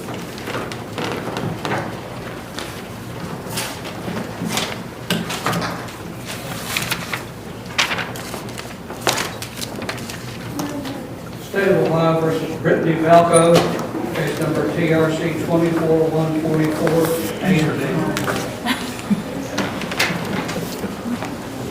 It's Mr. Steyer's case, pre-trial. Your Honor, based on discussions prior, this actually was something I worked out with Mr. Heald on the previous date, but we delayed to today to allow Ms. Balco to appear in person because she was appearing by video. The state has agreed that in exchange for a guilty plea to the OBI charge and the speed offense, that we would treat the OBI not as a refusal, allowing her to be sentenced to suspended jail time and the 3-day school community service. I'm not sure exactly what your fine on a refusal is. I know you have a standard fine on a refusal. And if the court would, and she did show financial responsibility at that time, so we would ask for limited driving privileges during the pendency of the suspension. So if the court would approve that, we would enter. Well, if the court anticipates approving that, we would enter a guilty plea at this time. All right. Is that correct, Ms. Balco? Yes. Your attorney representing the court? What's Yes, Your Honor. state taking any position on? No, Your Honor. So it looks like she did the field test, when she got to the post, she refused to take The chemical, Your Honor. test there. And she's,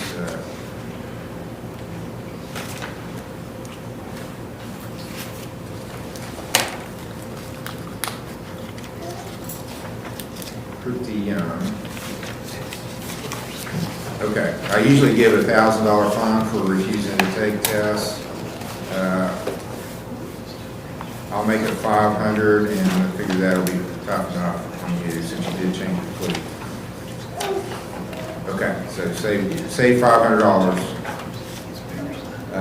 Fine of $500, court costs, 6-month license suspension, that started at the time of the offense.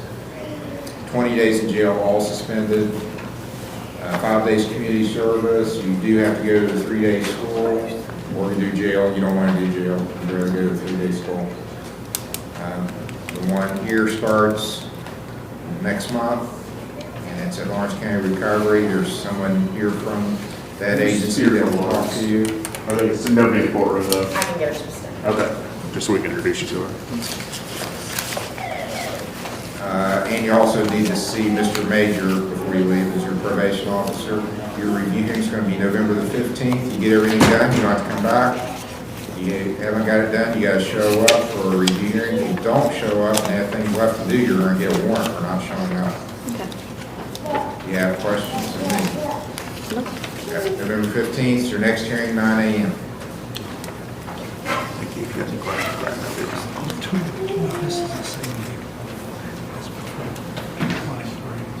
State of Ohio versus Sierra Newsom, case number CRB 24112.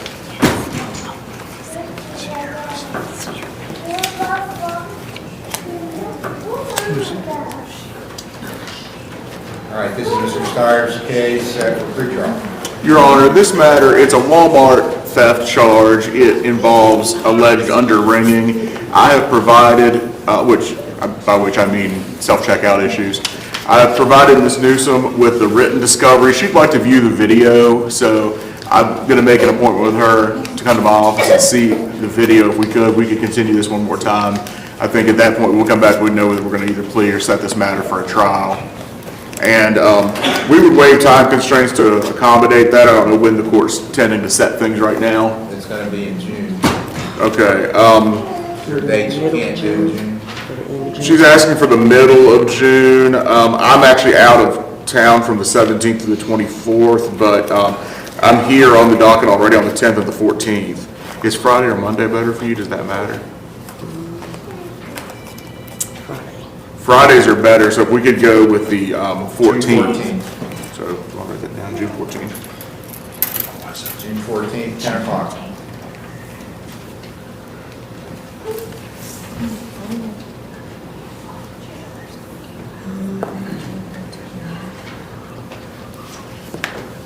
State of Ohio versus Brendan G. Rude, case number CRB 24-254, A, B, and C. All right, we'll make an appointment. Thank you. All right, Mr. Rude's Sheriff's case, he's supposed to be an RRS. He is, Your Honor. I have a positive report here. I'm going to show this to Mr. Lambert, and then I'll bring it forward. I'm sorry. I could go describe it. Good report. Mr. Randy sounds silly, but not Sunday school, so.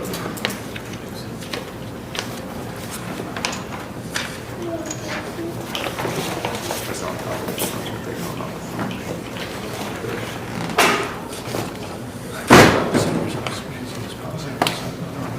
Where we see it, that's. It's positive. The report says positive results. I don't know if that means positive is doing good or positive. Well, no, positive results on a test for on a drug screen. I mean, he had THC in his system. okay. Positive 14%. 14, I did read it.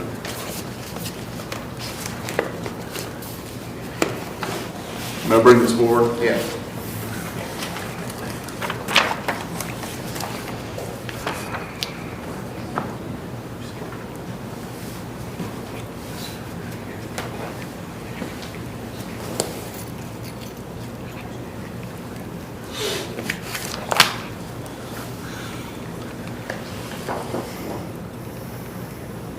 I thought my initial was that he was going to go to inpatient treatment. I am inpatient, sir.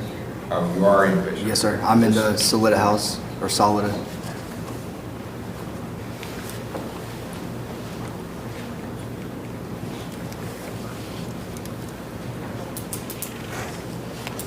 Yeah. Well, it says intensive outpatient with supportive housing, so maybe that's the difference.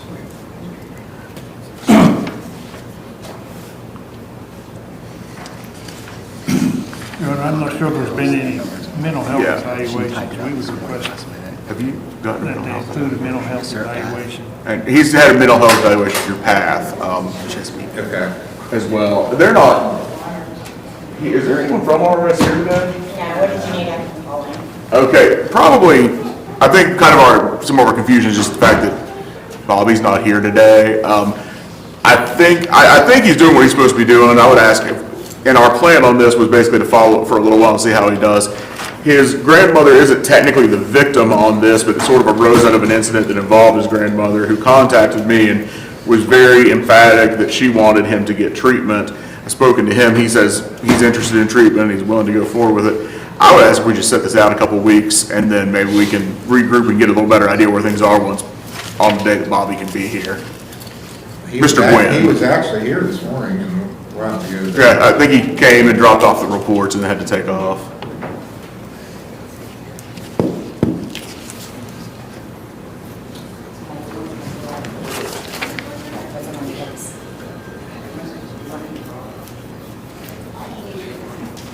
Can you do also next time you're at PATH? Are you doing treatment with them or do they just? Okay. Yeah. So next time you're at PATH, if you could execute a release for them to go to the court reports. About May 28th. I believe I'm actually on the docket that day. Let me make certain of that though.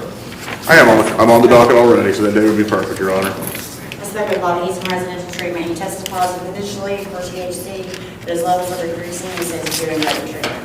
Okay. 10 o'clock. May 28th will be the next one. long enough, Your Honor, to see how he's doing? Or That's a Tuesday, make sure you mark that. I said that's only less than 2 weeks. Do we want to kick it out longer to see how he's doing in treatment, or? We can, if you're satisfied with that report. Based upon the verbal report there, it makes me feel better about it. So.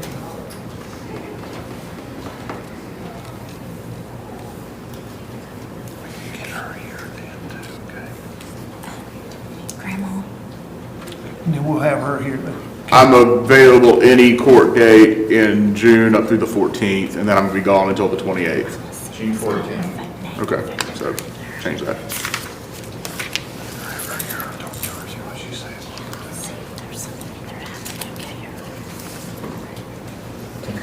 10 o'clock State of still. Ohio versus Bobby Watts, case number CRA 24268, GRC 171808. Yeah, you're good, thank you.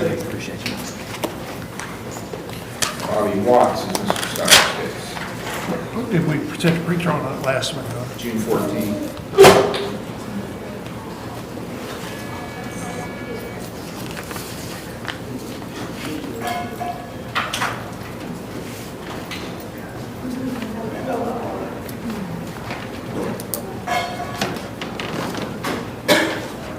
I believe when I looked earlier, Mr. Watts had not checked in. I don't see normally I got line of sight to Mr. Major, who can kind of nod or shake his head, but he's not there in the line right now, so. Okay, he was, Oh, I know, I'm sorry. Yeah, I'm sorry, that was an extradition, and he's not on the jail list. I apologize. okay, so he's been picked up. Okay. Now, he does have an old OVI, so there should be a warrant on that. No, I said it was July 1st, though. Yeah, July 1st for review, but the 24268 is dismissed because he's been picked up by Kentucky. Right. Apologies, Your Honor, I got confused. Easy to do. Your Honor, Yes. I just want to let you know that Mr. Watts has been picked up by Kentucky. Thank you very much. Okay, we're ready to go to the jail if you want to start. Well, we got a bunch of people there. State of Ohio versus Jesse Bentley, case number TRD 212464, and John Ball is on deck.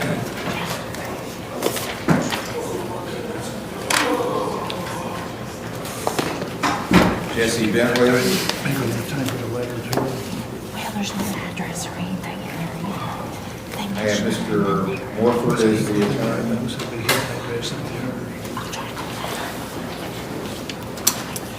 This is an old case. The allegation is he left treatment and he's had a warrant outstanding for about a year. Because I didn't have his file. That explains it.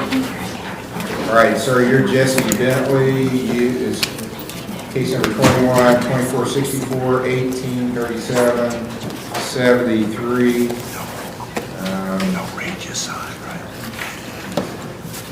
It's alleged that you left treatment and then missed a hearing in this court back in June the 9th of 23. And there's been a warrant outstanding since then. Man, where he was in treatment. The last place I had was Hometown Recovery.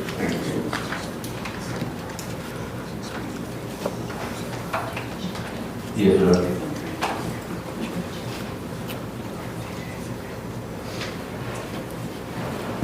Yeah, this had been set for pretrial review.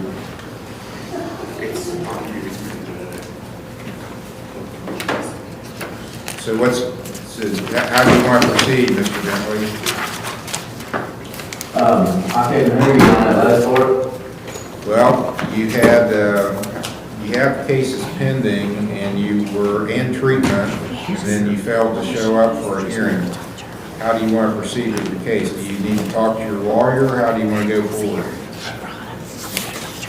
Yes, I need to talk to my lawyer.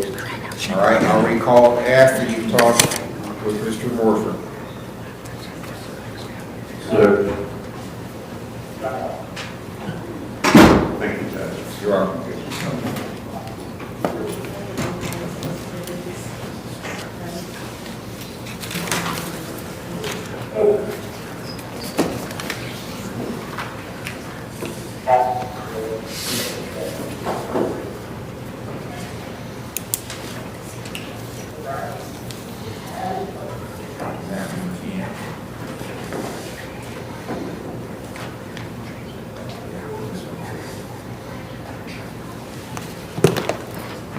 State of Ohio versus John M. Boggs, case number CRA 18274, CRD 18597 A and B, CRA 1640,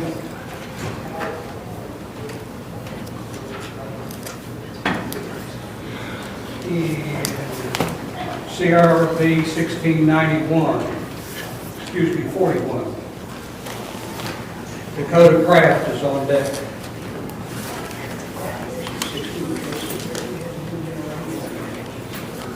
All right, Mr. Boggs, we got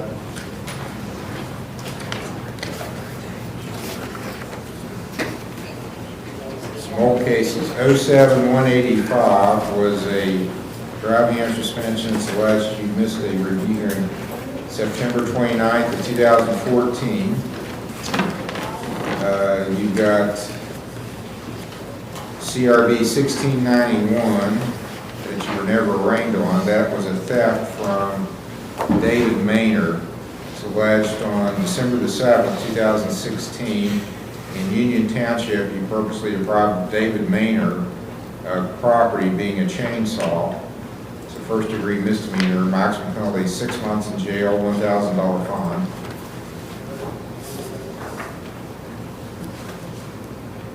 (18-274), 18-597, 18-274. You never were arraigned on. It alleges that on January the 9th, 2018, without the right to do so, you obtained the identification information of a David Boggs and represented yourself as him. That's a felony of the 5th degree, maximum penalty, a year in jail, $2,500 fine. Case number 18597, TRD, alleges that you were driving a vehicle with a suspended license. That's a unclassified misdemeanor, maximum penalty 500 hours community service, $1,000 fine. That you failed to display plates, that's a minor misdemeanor, maximum penalty is $150 fine.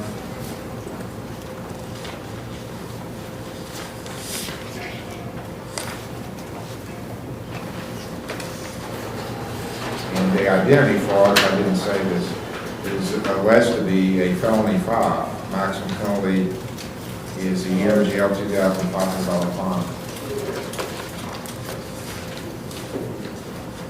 1640 also has never been arraigned.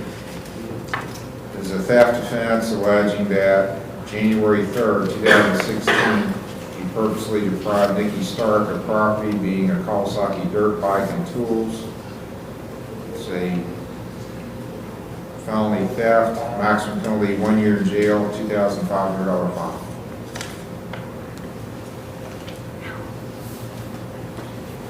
Okay. Do you understand these charges, Mr. Boggs? Yes, Your Honor.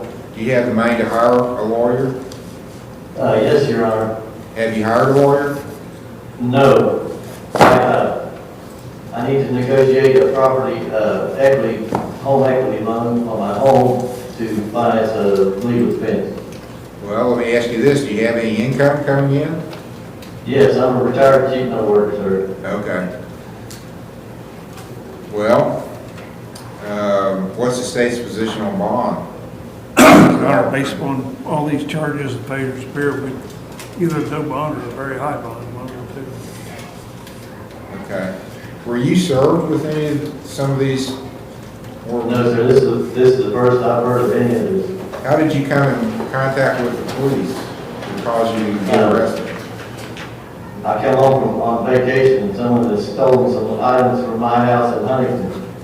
I called the Huntington Police Department to make the report, and that's when they used my driver's license to run my driver's license or whatever, and they came up, and they took me to jail. When did that happen? How long have you been sitting in Western Regional Jail? 14 days, Your Honor. I I was in Capital Huntington, the first 2 days I was in Capital Huntington Hospital because the Western Regional would not accept me for high blood pressure and heart condition. Okay. This is, How high does it have to be? That's what our sheriff needs to find out what that limit is, so maybe you can keep some people out of jail that way. I would really like to go home. Can you post the bond then? I could post the bond, if I can get to get a home equity line of credit on my home. You have no cash at all? Could probably round up some cash, right, I'm not sure exactly how much. Okay. Well, under the circumstances, I mean, the state's asking for a high bond, but I'm going to believe you that you didn't even know about these charges. I'm going to set it at $2,500. So probably $250 gets you out of jail. Can you come up with that? Yes, sir, no problem. We're going to have a bail bondsman contact you, and then and the thing is, you're just going to go back to Huntington, right? Actually, my sister, our primary care giver, my mom who has Alzheimer's. In Huntington? Yes, I live in Huntington. Okay. Because Mr. Sowards, you're not going to Brazil or anything like that? No, absolutely not. Because he would go to Brazil for $2,500. I mean, Huntington's nothing for him to come pick you up if you don't show up for court. So you just gotta come to court and it won't be a problem. But I'll set your bond at $2,500, cash or surety. I'll let the bail bondsman know that you want to talk with him about posting bond. Sir, I'm getting some feedback into the headphones. I'm not hearing very well. Okay, I'm texting the bail bondsman right now. Can you hear that? Yes, Your Honor. And I'm telling him what your bond is.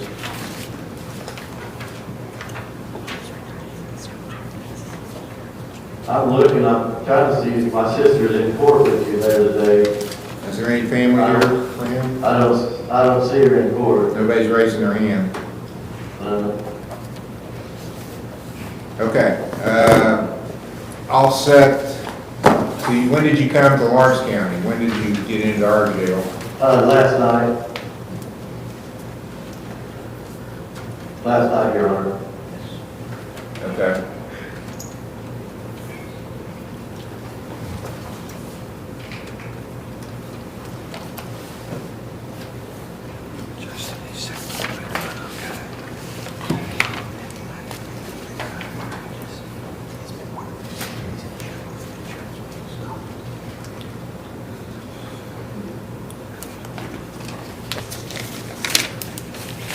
Okay, I'm going to set your next hearing for May 20th. Do you know where the court is in Chesapeake?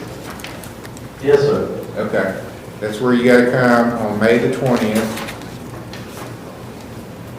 for some hearings, hopefully with an attorney. If you don't have an attorney, you still have to show up. You said you wanted to hire your own, right? You're not. Yes, Your Honor. I'm going to hire my own and mount a rigorous defense on this. Okay.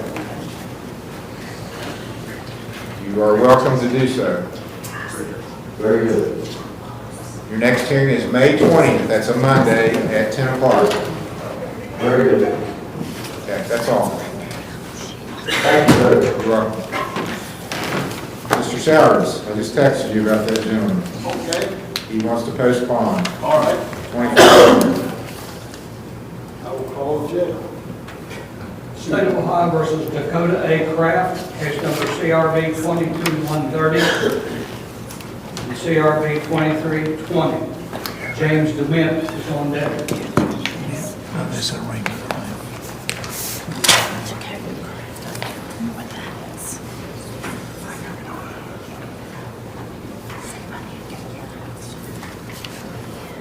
All right, Dakota Kraft is in jail. He was discharged back in March from Bethesda. and a warrant was issued for failure to appear for a review hearing March the 18th on two cases, 22-130 and 23-20. It was a theft and a falsification. All right, so Mr. Kraft, do you admit or deny that you failed to appear for your review hearing? Do you have an explanation for not appearing? At the time, my family moved in, my mother-in-law and my kids were in the fall of Ohio, and I was there for a while. And whenever I came back, I just, honestly, God did not call or try to schedule for another court hearing. So how long you been in jail now? 2 days now. Okay, you've been in since Wednesday, it looks like. Yes, sir. Where are you living? I have been staying with my mother on and off, unless I'm working, which I say if I'm with my stepdad, that will give you renovations on houses. What happened to cause you to get arrested? I was getting the ride from my aunt's house back to the job site where we were at Huntington, so I picked up horses. And the guy that was driving was speeding over the limit, and when we got pulled over, they were in the lane, and I think that's what I was warning.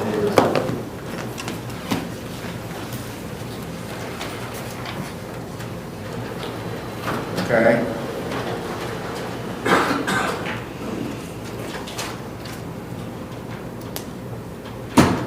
You were ordered to complete treatment. You didn't do that. Do you want to complete treatment or stay in jail? Honestly, since I had that, I actually would like to refer treatment, sir. Vanessa will take you back. Is that where you want to go? You were there for quite a while. A lot. If there's any possibility, should I try to increase? I have no problem with this, it's just I would like to try a different program, possibly see to have learning things different. Okay, there's nobody here from Mended Breeze. We could try to get in touch with them. I don't know if I have no idea if they have any openings or not. I would not mind going back to it. Honestly, I never had a problem out there with them. Okay, I'm going to order you released to Bethesda. They're here and said they'll take you. I don't know about Mended Breeze. I have no way of knowing right now if they would even take you. So, but you're willing to go to Bethesda? Yes, sir. Okay, I'll order you released to Bethesda. Set your next review hearing May 24th. Sure. And that'll make sure you get to court on that day. All right. Okay, so they're going to pick you up this afternoon and take you to treatment. All right, thanks, sir. Okay, good luck. Make it work. Yes, sir. Thank you.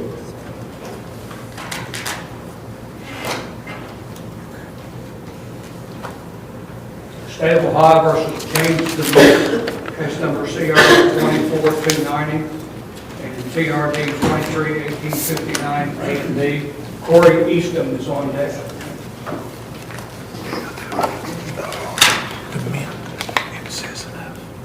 All right, and sir, you're James DeMint? Yes, sir. All right, Mr. DeMint, I think you know you have a right to remain silent. You don't have to say anything. If you do make statements, they can be used against you. You have a right to have an attorney, to have one appointed. You can't afford one. Do you understand that? Yes, sir.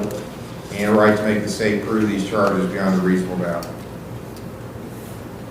The most serious is 24-290, possession of fentanyl-related compound that's a felony of the 5th degree.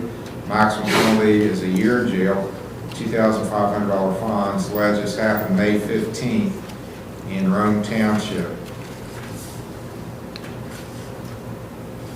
Then there's case number 231859, A and B. It's alleged, this is an old case, December 20th of 2023 at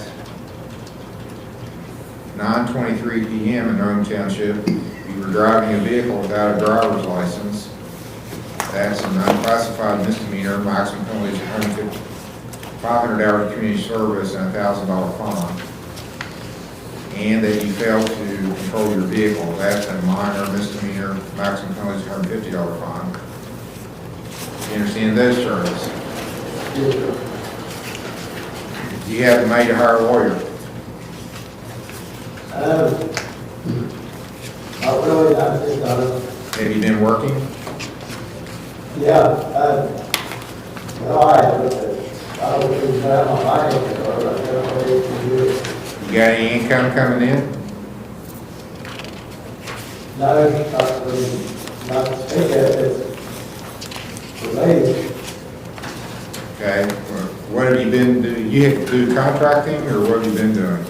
Yeah, well, my son's actually running my business for me, and he's just, really, I mean, everything he considers my income, I mean, the way he's struggling with it. Okay, Mr. Scott, I'll appoint you to represent Mr. Dement. Judge, I'm actually about to take military leave. With him being in jail, I probably shouldn't, because there might be some time issues with that. Okay. Mr. Tyler Smith.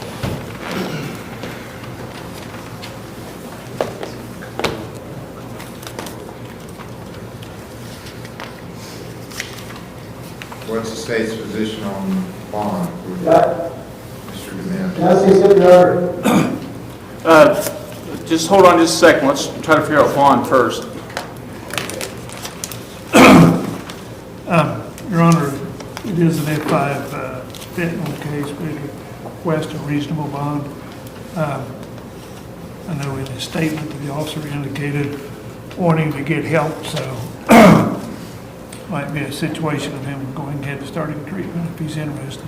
I'd be agreeable to you having a signature bond if you would agree to go to treatment and have an ankle monitor placed, at least initially. It appears that you're okay with that. Yeah, I already spoke to ODP, I'm sure my time is expired. I'd like to get help, yeah. How about TTC? I have, ODP is the one I spoke to last. I know. Well, there's someone else, another treatment facility here that the judge is recommending. Okay. You want to call down?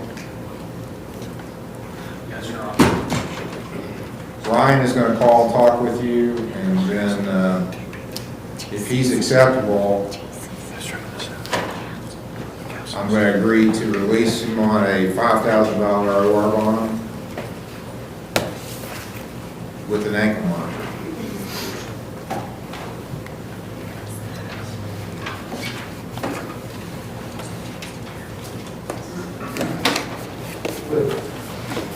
That sounds fine to me. Okay. And then, when do you want to come back? Your Honor, it doesn't really matter. I'm not available the week of the 24th, the 28th. I'm not available, but other than that, I can do before or after that. You can do the 24th? I'm not available the 24th. Oh, you're talking about May? That's a Friday, yeah. Yes. I'm in of June. I'm sorry. I should have Let's just set it for then, next week. And if he's at the counseling center and doing well, he doesn't even have to appear. We just need to get a report that he's doing well. We can go further out. Yeah, but bid a felony, we need a waiver, Your Honor, if we do that. So. Yeah. Time waiver. We'll waive time. Okay, Mr. Dement, we got somebody talking to you. Hopefully we'll get you in a place today. Okay. You can do this. You've done it before in the past. We've got, you know, for yourself and your family, this has got to be a priority. We've got to stick with it. Agreed? Absolutely. Yes, sir. Okay. Thank you. Thank you, Your Honor.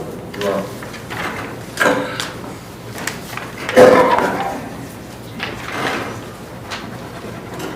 State of Ohio versus Corey Easton, case number CRB 24247, CRB 24222, Ryan K. Edwards is on deck.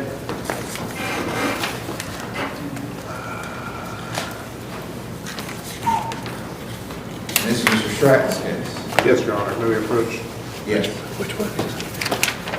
Corey Easton. Yeah, that's not one of them. The one of there's charges here. I think go with 6 months and do like, Just a minute. Let me find my- 6 months and Keep your hand right out, right? 6 months, it's been 30 days. yes, because she's got a fire insurance. And it's 6 months. She has cash on $2,500 cash. She was very out of that.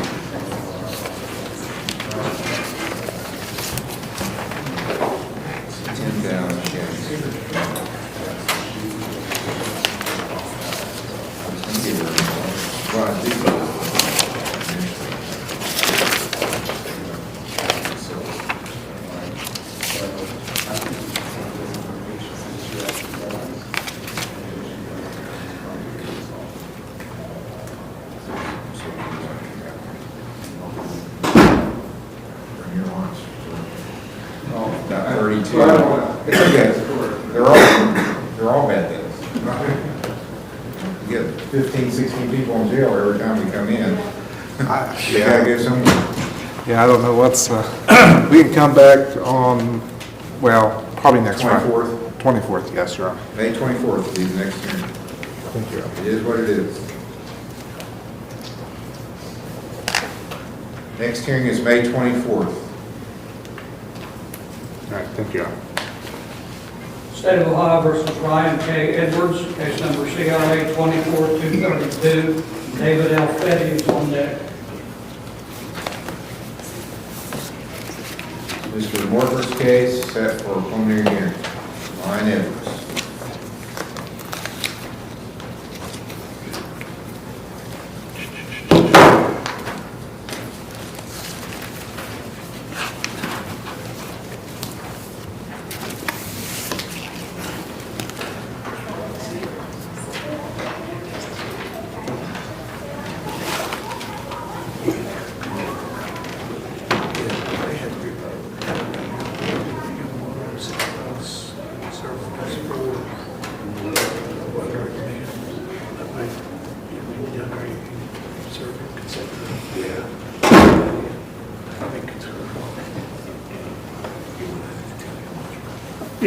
Judge,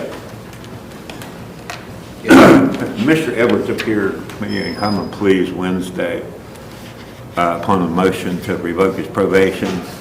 The adult probation office recommendation was that he serve the balance of his term, which is 3 years and 15 days, I believe. Ryan, Mr. Lambert is going to give you his offer to settle this case. As you know, Judge Ballard asked us to try to wrap this all up into a global settlement of what you've got pending here and your motion to revoke probation in front of Judge Ballard. I'm going to let Mr. Lambert tell you what his offer is to dispose of the burglary charge pending here. Our recommendation, Your Honor, is that if he would plead to amend the charge being a first-degree misdemeanor, be sentenced to 6 months, serve at least 4 months. That could be concurrent with any time that he gets that common pleas if it's more than that. You understand, Ryan? He's offering to amend the charge to a first-degree misdemeanor. And you would serve 4 months on it. Can't hear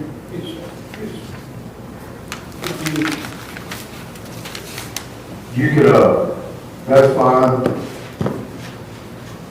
I'm over He's gonna give me some time when I go back on the 29th for about 5 days, so I'm sure it'll be over 4 months. It's gonna be more than 4 months, you can rest assured, because we're looking at 3 years and 15 days. I don't know what it'll end up being, but it's gonna be more than 4 months. And I believe that Mr. Lambert would have no objections to these running concurrent. But if you were willing to do this, take him up on that, it'll be a change of plea, Judge. Okay, so, I had not we're looked up. reducing this from burglary to what? I didn't have a chance to look it up, Your Honor. Maybe if you want to recall what we're going to do. How many days is he going to do? 6 months. Did you have something in mind as to what he was going to plead to? I just received this. I don't judge, to be honest What with he's you. charged with is an F2, burglary. I'll have to go do a little bit of looking, or maybe Mr. Lambert can land on one. That's 6 months. Trespassing? Is aggravated trespass? That would fit. Aggravated trespass. We were wanting criminal trespass, I'm going to look, see what the, I think it's M2 though. I think it's just a second degree misdemeanor. Aggravated trespass. You could get 3 months out of him on that. Maximum. Let's see what aggravated trespass is.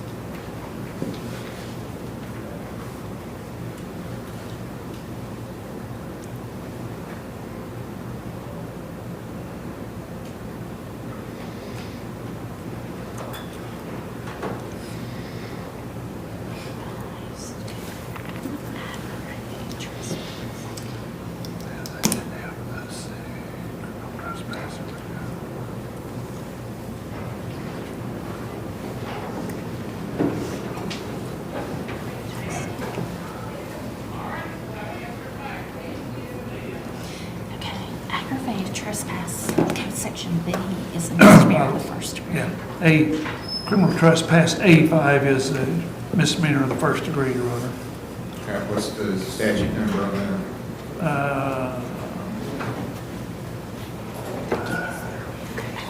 291121, criminal trespass A5. 291121 A5. Got that?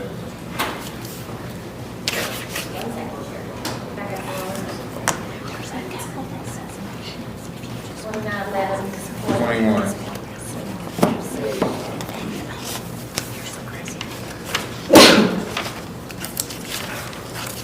No, you're right, 2911.21. .21? Yes. He says A5 with the brace, that's an M4. Add the A5. Just make it M1.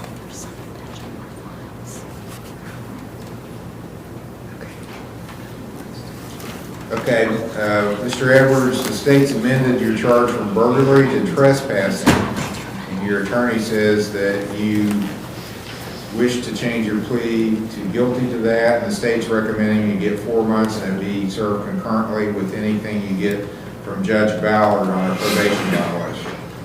Is that what you wish to do, sir? Yes? Yes. Anything you want to tell me before I finalize it? I'm just trying to get all the paper after, like, I've been to STAR twice and been to 3 rehabs and just, I violated one time, they're trying to give me my max time, I'm just ready to get off of it, man, like, get on with my life. That would be good. I'm not in control of, what Judge Ballard does. You'll have to go face him and you can talk to him about that. Okay? You understand that? I do. All right, I'll send you to what's recommended. I'm not going to impose a fine. I'll just order you to pay the court costs and sentence you to 120 days in jail. How long you been in jail now? Just 8 days. Credit for 8 days served, and the balance will be run concurrent with anything you get on felony probation violation. All right. Okay, good luck to you, Mr. Edwards. Thank you, Mr. Carter. I won't even set a review. Thank you, Judge. You're welcome.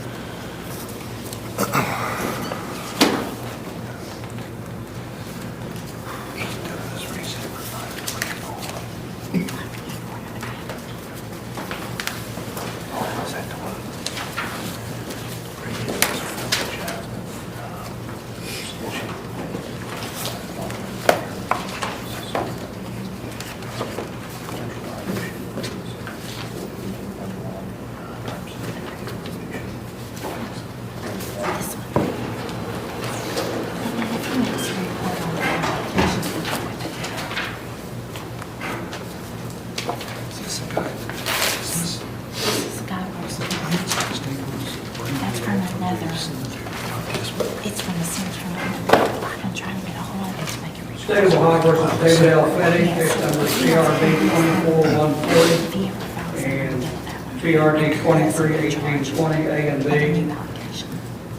Sherry Fraley is on deck. Judge, this one's mine. We're here on our first pretrial. Mr. Fetty's been in jail approximately 10 days since arraignment. I just made Mr. Lambert an offer that he's reviewing right now.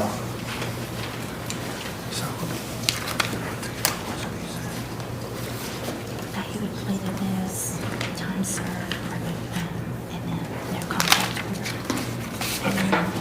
Yes, Your Honor, it's my understanding, we would agree to, or if there was a plea that would be credit for time served, there'd be a no contact order with the defendant here. There may be other charges filed, but they're not filed yet, so we'll handle this one and then deal with any if they're filed. Okay, and what he's pleading to the aggravated menacing, and there's a traffic matter still pending too. Failure to reinstate driving privileges and looks like illegal backing or something that he did come to court on back in December of 2023. Sure. Yeah, we would defer to the court on that one. But for the M1 ag menacing, we'd change our plea to, Judge. All right, is that correct, Mr. Fetty? You wish to change your plea to this aggravated menacing charge? Yes, sir. Anything you want to tell me before I sentence you? No, sir.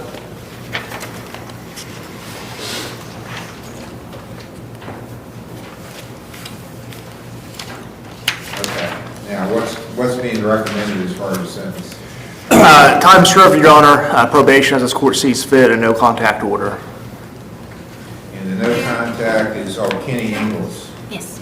Yes, Your Honor, we'd like the no contact order not being made part of his probation. Is that going to be a problem for you, Mr. Fetty, to stay away from Kenny Ingles? No, sir. Okay. You all don't live like next door to each other or anything like that?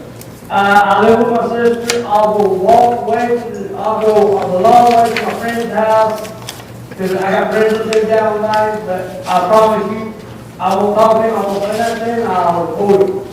Okay, I think that's a good plan. I agree. I do too, sir. Okay. All right, I'll impose a $100 fine, order you to pay court costs. I can't do that, you're not letting me get in that water right now, sir, because I got... Well, hold on, Mr. Fetty, hold on. I think we got to work around about whether you need an OR bond or not. Just hold on a second. Was there a number of jail days suspended or recommended? 30 days with credit for time served, balance suspended. What's the balance he did in? I believe it's approximately 10. 17. So, even I was wrong. Okay. All right, 30 days in jail, credit for 17 served. So you've got suspended 13. order you not to go around or contact Kenny Ingles and set a review hearing for him November 15th at 9 a.m.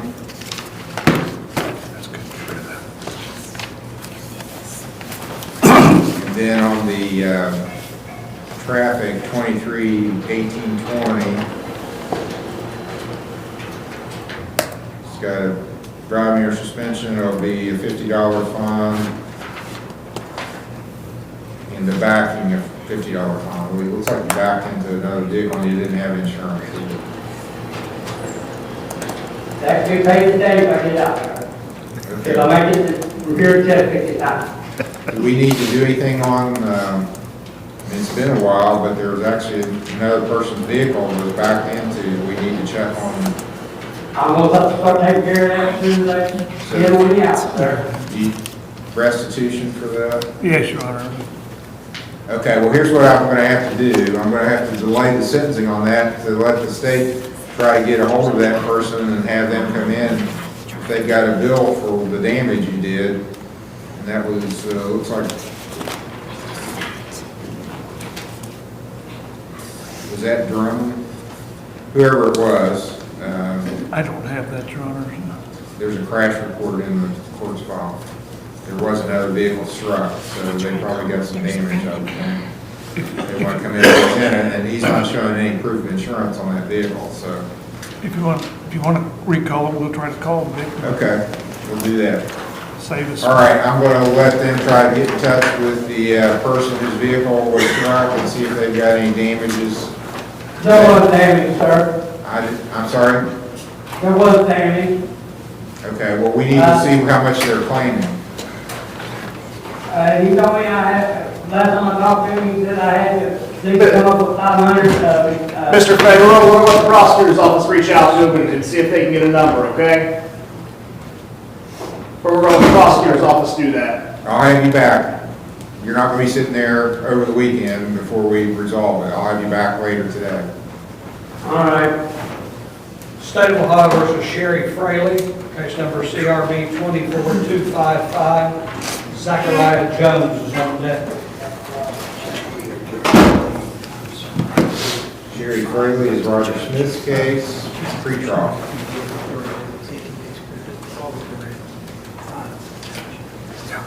Judge, I had spoken earlier today with my client and Mr. Lemons. Well, I believe we have a proposed resolution. It's an M4 disorderly. She has now been released from the holder that Judge Waldo had on her as of yesterday, so now we can dispose of it. She would enter guilty plea, be sentenced to 30 days in the Lawrence County Jail, credit for the 18 days she served. The balance of 12 days will be held over her head, fined up to the court, and whatever level of probation the court determines appropriate. Do you agree with that, Ms. Fraley? Yes. Anything you want to tell me? No, sir, I find guilty. Okay.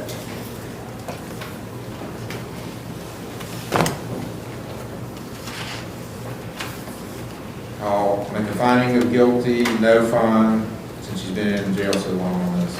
I'll just order her to pay court costs, 30 days in jail, credit for 18 served, suspend 12.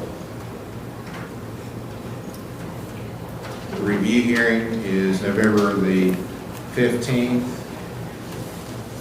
at 9 a.m.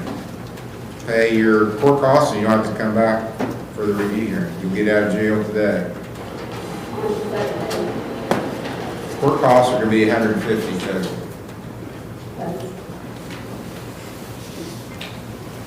Thank you, Judge. You're welcome. State of Ohio versus Zachariah Jones, case number TRD 191370. Tyler M. Kemper Jr. is on deck.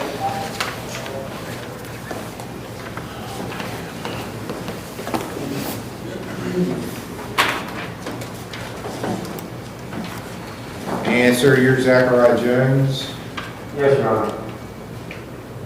This is for a alleged failure to appear for a review hearing back in August 21. August 24th, 2021, it was on a driving under suspension. You did do your community service according to my record, but never paid your fine. So when you did show up, you got a warrant. I got incarcerated and I was failed to come back and check in with y'all. I was on my behalf. Where do you live now? In Crown City, Ohio. Okay, and let's see. That's where you lived when this happened? Yeah. 2nd Street? Yes, sir. Okay, how long you been in jail now? Couple of days just now. I did a 60-day stint. I got released at 12 on a 60 days, and I was walking to my girlfriend's, and I got arrested 2-3 days ago in this appeal here. That's how I know that I had that warrant. Okay, do you want to lay it out in jail, or do you want me to just sentence you to time served and let you try to pay it off? I would like to pay it off, but it's Okay, I'll sentence you to time served for not coming to your hearing. I'm going to give you a new hearing. If you pay it off, then it'll be done. Okay, when will that be? I mean, I can't never pay it. I mean, can I pay payments, or does it need to be all at once, sir? You can pay it however, whatever amount you bring in, we'll take. Until it's done, July 1st. So I order today, and I have to have it paid before July. I'm going to release you today. I'm ordering you released. All right. Got a new review hearing July 1st. If you pay it off by July 1st, you don't have to come to court. If you haven't paid it off, you got to show up, or you get another warrant for not showing up. I understand, sir. Thank you. Okay, you'll get out today. Unless you got something from another court holding you. State of Ohio versus Tyler M. Kemper Jr., case number CRB 23630, and Tracy McDonald is on deck. Tyler Kemper is 23630. He was at Bethesda and got hauled off. May I approach? Yes.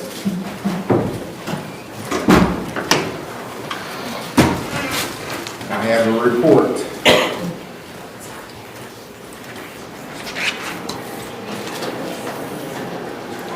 Your Honor, I did speak to Mended Reeds, and they're willing to take him today.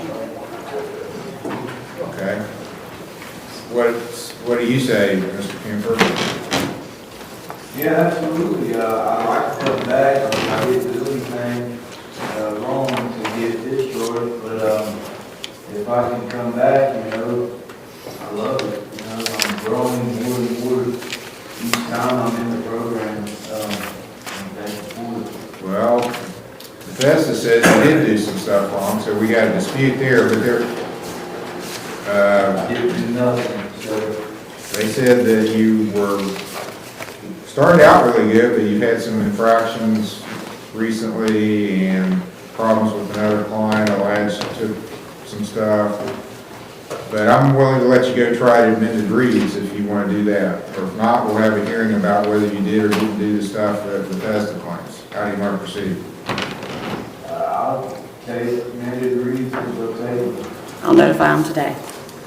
Okay. I'll order you released to amended reads.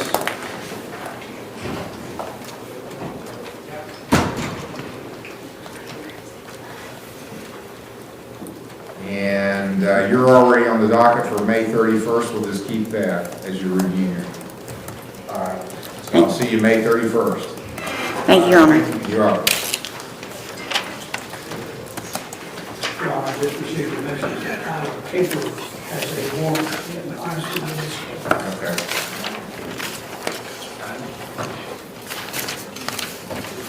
So how does Kim, is he getting with an ankle monitor or not? No. You won't be able to go until yes.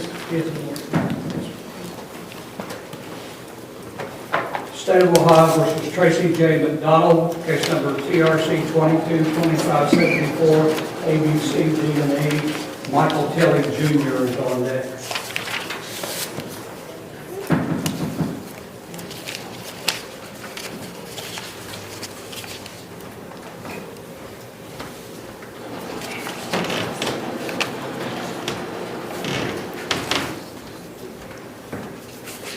All right, Tracy McDonald is here on case number 222574. And Mr. McDonald, it's alleged that you did not appear for a review hearing on November 13th November 13th of 23, and got a warrant issued at that point.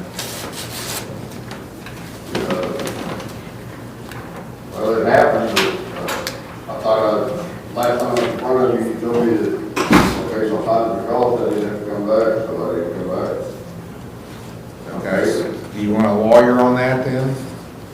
I think we did have their business.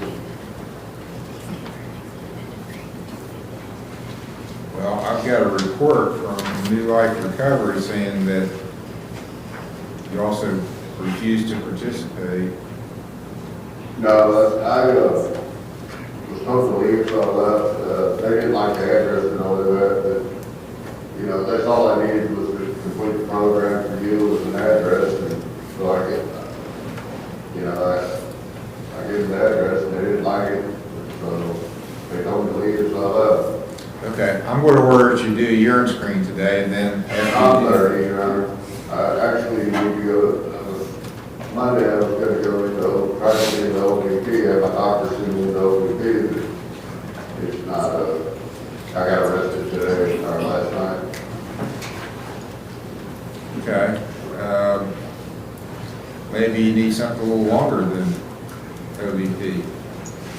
Well, I got all the tools, I know, you know, I've been taught what I can do to stay sober, I just, you know, kind of got out there on the meth, so I'm kind of really actually going into the detox right now,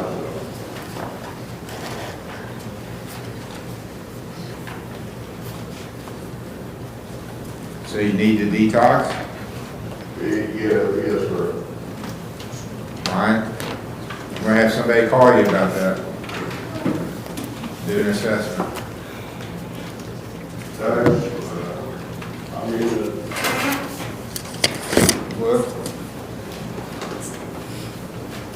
Okay, I'll have you back later to figure out how we're going to handle it. But I'm going to have somebody call down and talk to you first. I mean, you know, I paid my fines and calls, so I need the police program, if you want to send me on that, I'll just go ahead and take whatever it is I gotta do. I don't really know what else to do, you know? Well, I've already decided. I want somebody to talk to you about getting you detox. So I think you said you need it, so there's facilities for you to get detox. Let's see, let them evaluate you and get some input from them. Then I'll have you back and decide what we're going to do. All right. State of Ohio versus Michael Tilley Jr., case number CRA 23-165, and Hunter Tooley is on deck. Your Honor, I spoke with Bobby Gwynn, and he's called to do an assessment on him, and he said that he declined, and he said he wanted to go to New Life, I believe, or United Family, one of the two.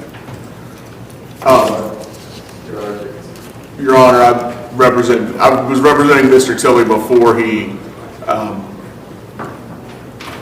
allegedly failed to appear, I guess I'll say it that way.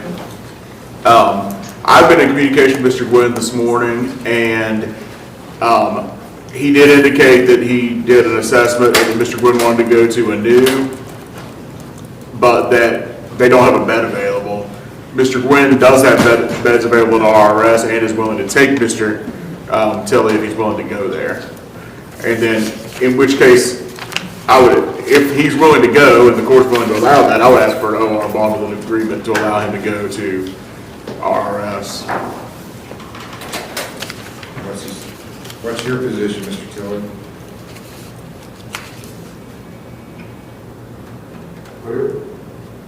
I don't think I really have any tools here. There's no one who would agree with me. Whatever gets me out of jail, Well, that attitude is not going to do it.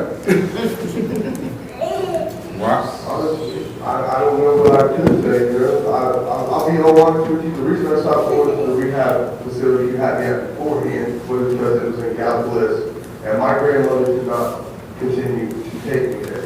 Your Honor, he was attending outpatient, and there was a pretty big distance between where he was living and where he was trying to go. He was referred to QRT at one point. Do you realize you've got a felony? Yeah. Does that like ring any bells in that head of yours? No? I think it just needs to go to the grand jury, Mr. Lambert. I'll set his bond at $5,000, cash or surety,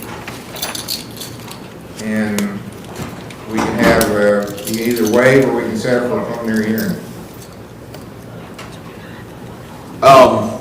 I don't think Mr. Tilley's getting the seriousness of this. I am serious, I want to get myself clean. I think, whatever. If we could, Your Honor, I'd like to set it for a preliminary hearing, rather than taking it up directly to the grand jury at this point. We might be able to make some progress toward getting Mr. Tilley into some treatment and perhaps keeping the case as a misdemeanor. I'll set it for May 24th for a preliminary hearing. His bond has been changed to $5,000 cash and surety. Thank you, Your Honor. State of Ohio versus Hunter Tooley, case number CRB 24292, CRB 23147, and Ron Witherell is on deck.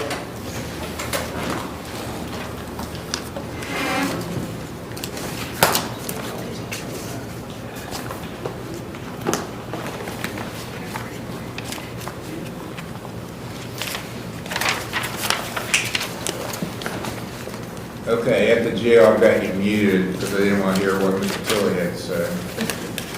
Okay. Can you hear me, Mr. Tilley? Okay, you're muted. Okay, it's still muted. So you're not coming through here.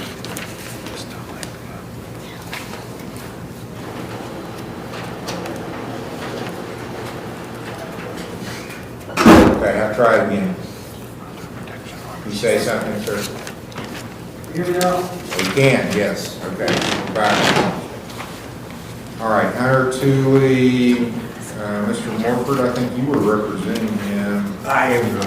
And he had failed to appear back in March of this year on a pretrial in case number 23147. He's got a new charge now. 24292 is the new charge.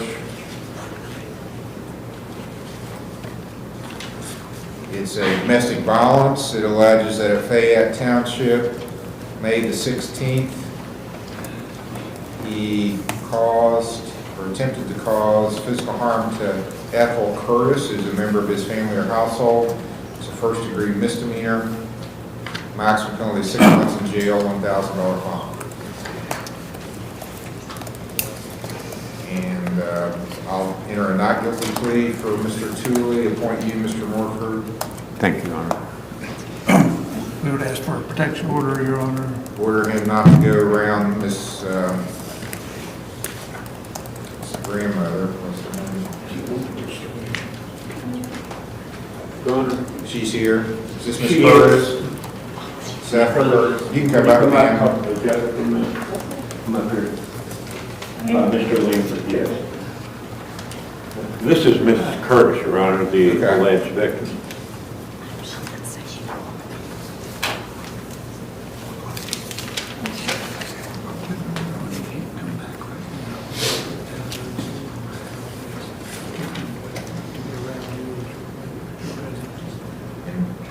Prior to this, back in January, Mr.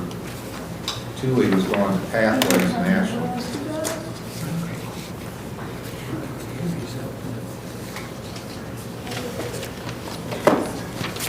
I explained to Ms. Elliott that we're asking Ms. Curtis, Ethel Curtis, that he not be a protection order, he not be permitted back. I think this is a history of, she feels sorry for him, says he doesn't have any other place to go. I explained to her, though, that until he gets treatment or help, either mental health or abuse help, that this is going to continue. I think there was windows busted out. She was scratched in the face. It was he didn't touch me. He did. Yeah, you can see my face. He never touched me. He was mad. I think to protect Does Ms. he live Curtis. with you, ma'am, or? Yes, sir. He has always lied. Okay. She has some health issues that another grandson, I think, lives with her, takes care of her. I have two that takes care of me. They live with me. Okay. Is the other grandson here too, or? No, sir. I don't think, and there hadn't been any issues with the other grandson.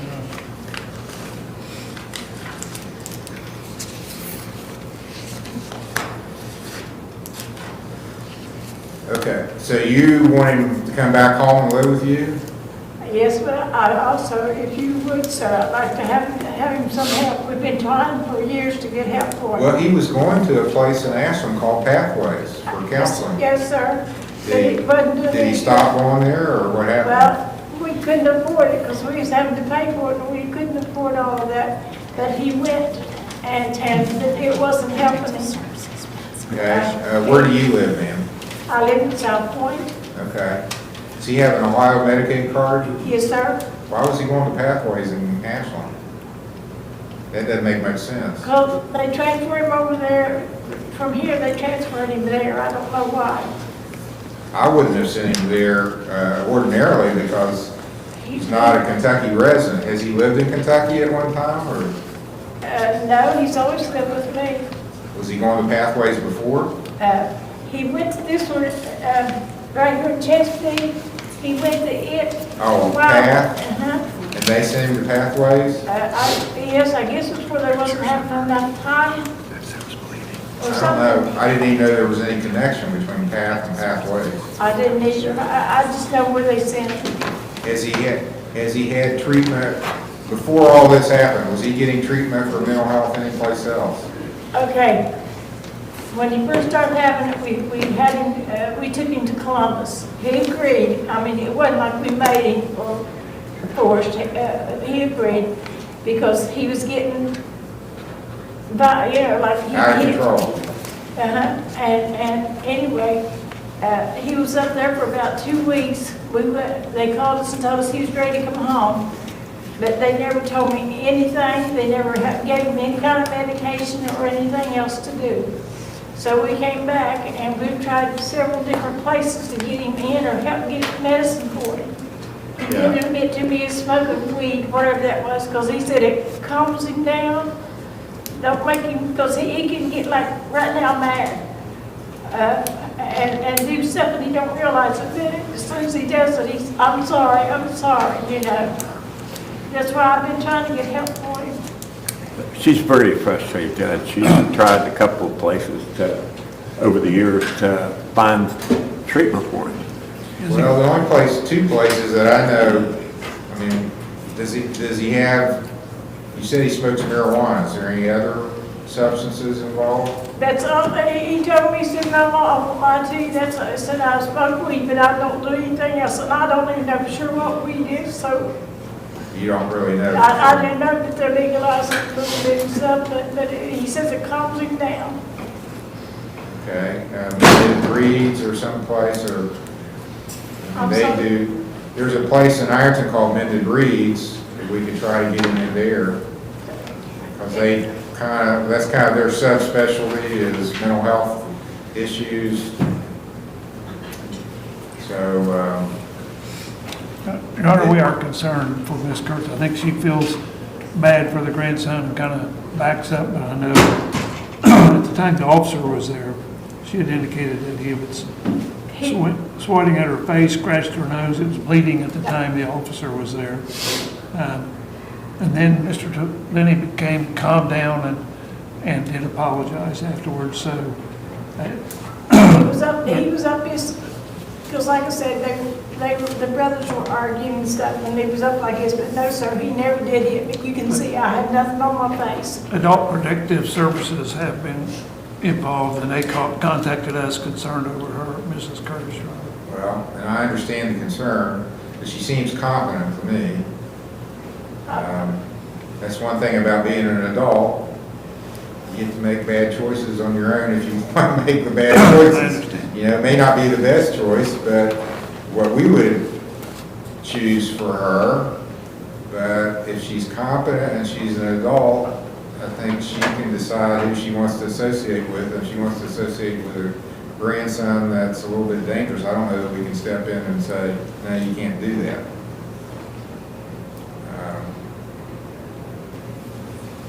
So, Mr. Morford. Mr. Boyd, are you agreeable to go to Mended Reeds and address these issues? Are you willing to go to Mended Reeds to address these issues for which you had counseling before? Yeah, but I felt right where I was going. I think that was interesting. You know, I was helping me. to assess, they're gonna go down there and do an assessment now and setting him up with services. If he gets out today, then it'll be done before he leaves. Okay. All right, well, I'm going to refer you to amended reads. Is transportation an issue, ma'am? Can he get around, or? A little bit sometimes, because I have dialysis and stuff. Does somebody drive you all, or do you, I'm assuming you don't drive since you're. I just drive a tiny bit, but not very much. But no, I have somebody drive me around. I have a car, but I just need a driver. Does the other grandson drive? Yes, sir. Okay. Does he work? A few days sometimes, but not really, no, because he's mostly helps me. I think he's qualified as her provider. She has to do Okay. dialysis on a regular basis, and he's qualified as her provider.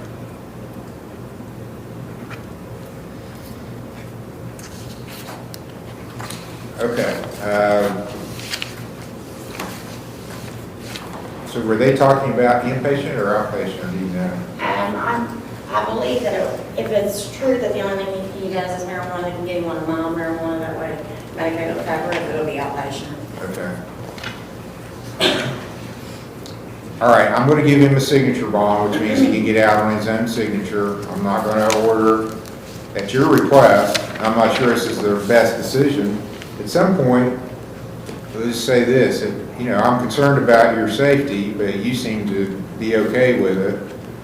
But it wouldn't surprise me if something worse happened, but you're here in open court asking me to release him and let him come back to live with you, I right? promise you, sir, if he ever tries to hit me or hurt me, I promise you I will turn it in, I promise you. Okay.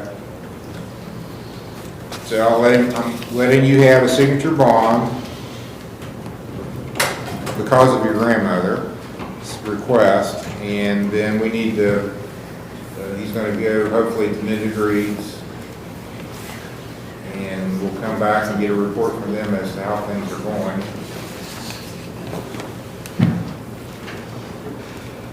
May 28th? Let me look, Judge. For some reason, that's ringing a bell. Let's do it. We may have to have Brian come. I have to be in Columbus about 4:30. If we can do it real early, Judge, yeah, I can do it then. May 28th. Could just get in the early part of your docket.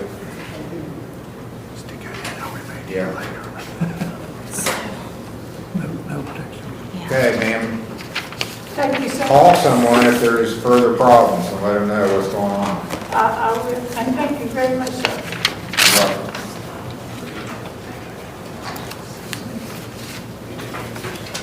I'll be up, sure. Okay, we put that date on this, so I remember.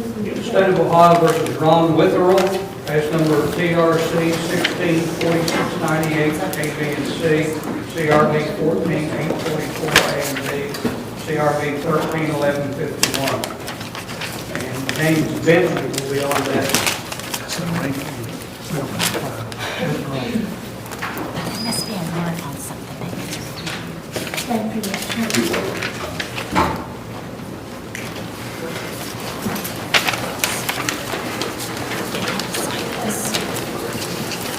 All right, Ron Witherell is at jail. This is on warrants for failure to appear for review hearing on old cases, an ODI from 16, disorderly conduct from 14, resisting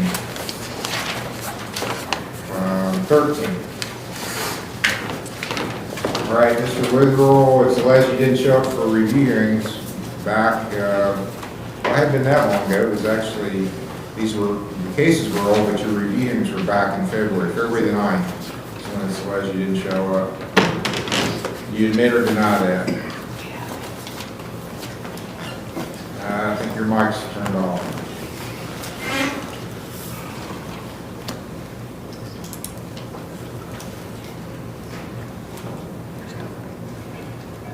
Okay, try it again. Okay, do you have an explanation why you didn't come to court? Oh, yes. I think he turned you off again. I see your lips moving, but nothing's coming through. Okay. Try it again. Now we can hear you. Go ahead.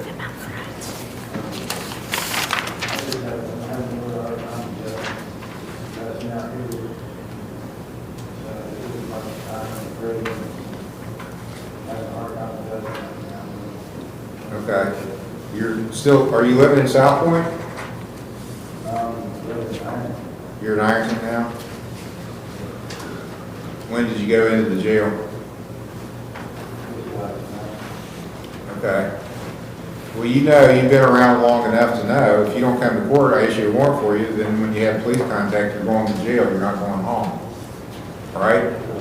I just want, and you haven't been in here for a long time, no new cases, so I don't know if that's because you're in prison or you're getting old and you're too old to act out. I mean, when you get old like me, it's pretty easy to stay out of trouble. There's not a lot of trouble you can get into when you get old.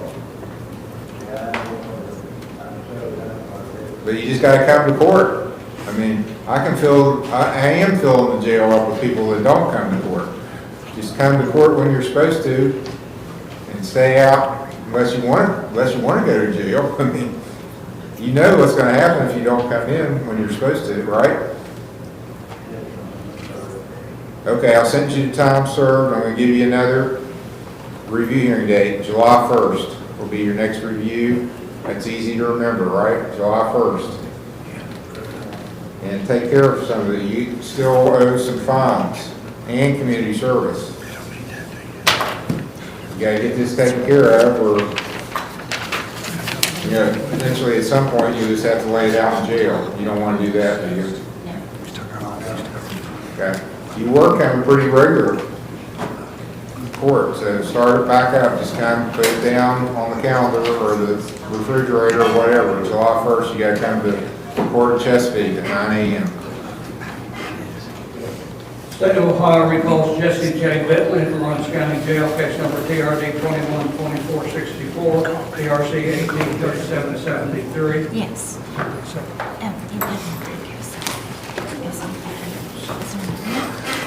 All right, we recall this after Mr. Morford had a chance to talk with Mr. Bentley.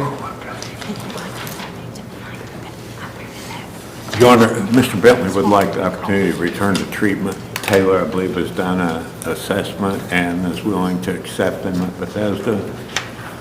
Okay. I'll order that he be released to Bethesda for treatment and come back July 1st for his first review.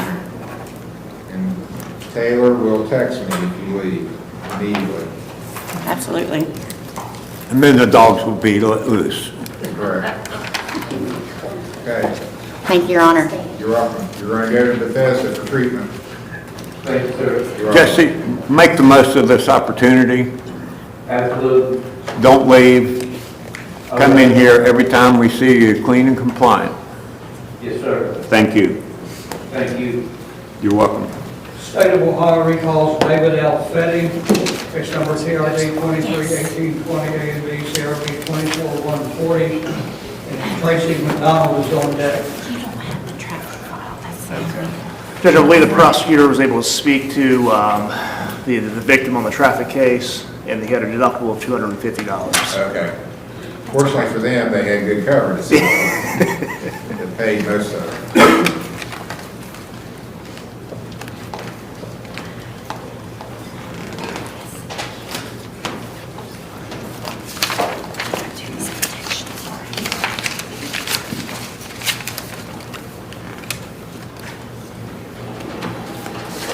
All right, Mr. Fetty, the prosecutor called the people whose car you had, and fortunately for you, they had insurance coverage that paid everything but $250. So that's all they're claiming is their deductible. Okay, I take care of that today. Okay. That would be great. Amazing, actually. If I get, like I said, where do I have to pay that at? To the clerk here at the court in Chesapeake. That's Okay. 2318. If I get down there to move forward. Okay, improper backing, I'll order a restitution payment of $250 to, I think it was Roger Drummond. They pay you by Monday, guarantee that. Roger Drummond. Roger Drummond? Roger Drummond. You don't pay it to him, you pay it to the clerk. The clerk will send it on to make sure there's a record. That's fine. And a $10 fine for that. You already said $50 fine. No problem, sir. And let's see, on this other case, what are we doing on that? 24-140? Is that the other traffic case, or is that the ag menacing, Your Honor? That was the menacing. So we're going to impose 30 days jail, credit for 17, suspend the remaining 13. Okay. And so the other case, I think maybe I already. You did. 24-140. Yes, you've already done it. Did I give him a review hearing date? You did. November 15th. November 15th, okay. Mr. Fetty, you got to be back here November 15th for review hearing, okay? Yes, sir. All right. I hope so. Okay. You count on that. Roger Drummond. Okay, you're gonna get out of jail today. Yes, sir, thank you. You're welcome. Thank you, Judge. Thank you. State of Ohio recalls Tracy J. McDonald, case number TRC 222574, A, B, C, D, and E. Okay, where's Ryan? Ryan? He was doing an assessment, sorry.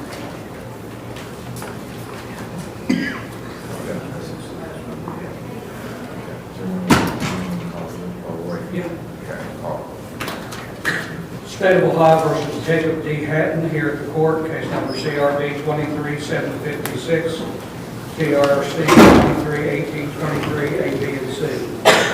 Okay, this is Mr. Scott's case, set for pre-trial. So Judge, on this one, we have a resolve in place. This is an OVI case. Mr. Hales agreed to knock that down to a reckless.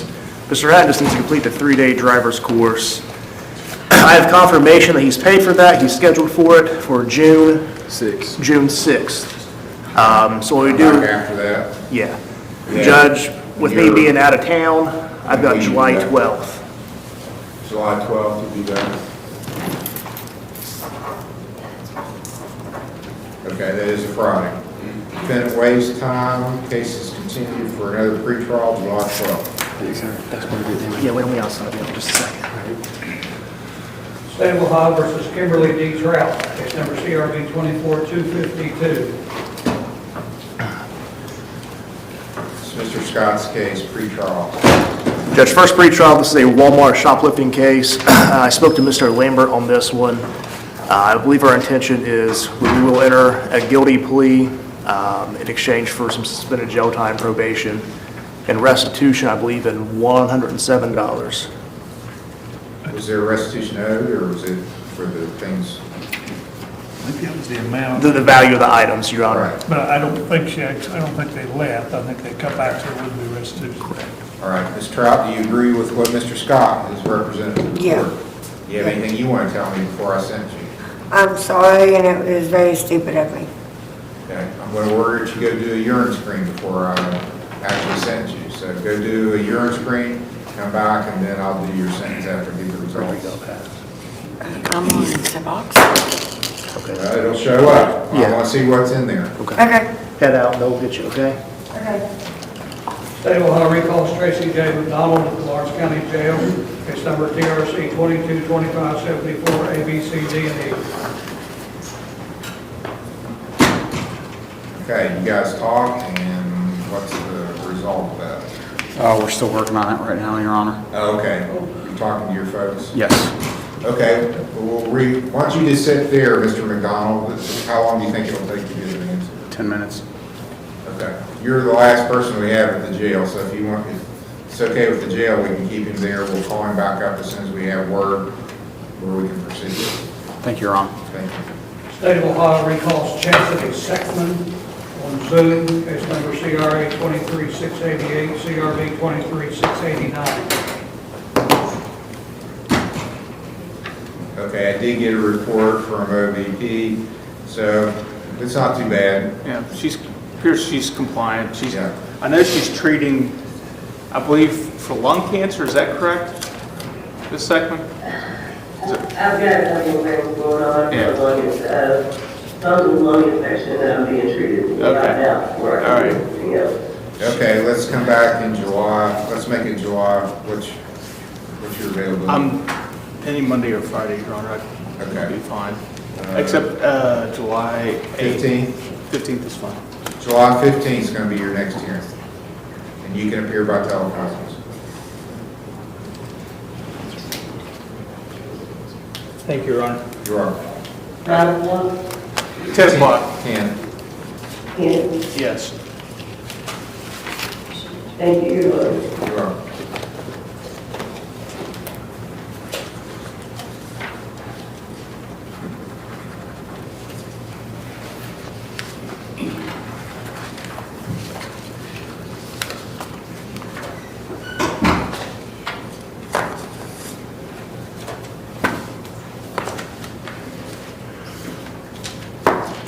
State of Ohio versus Nicholas Atkins, case number CRB 24293, CRB 24295, CRA 24294.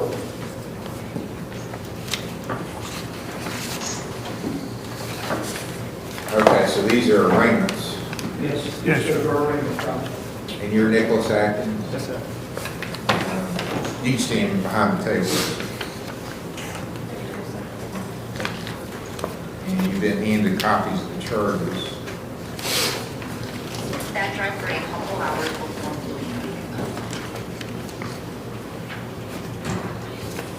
Okay, 24293 is a menacing by stalking charge. It alleges that May the 7th, 2024, in Fayette Township, you were engaging in a pattern of conduct that caused Natasha Pleasant to believe you would cause physical harm to her, cause mental distress to her. The charge they filed is menacing by stalking. It's a first-degree misdemeanor. Maximum penalty is 6 months in jail, $1,000 fine. And there's case number 24294 alleges that on May the 14th in Fayette Township, you not only obtained or possessed a controlled substance, being a fentanyl-related compound. That's a felony 5 possession charge. Maximum penalty is a year in jail, $2,500 fine.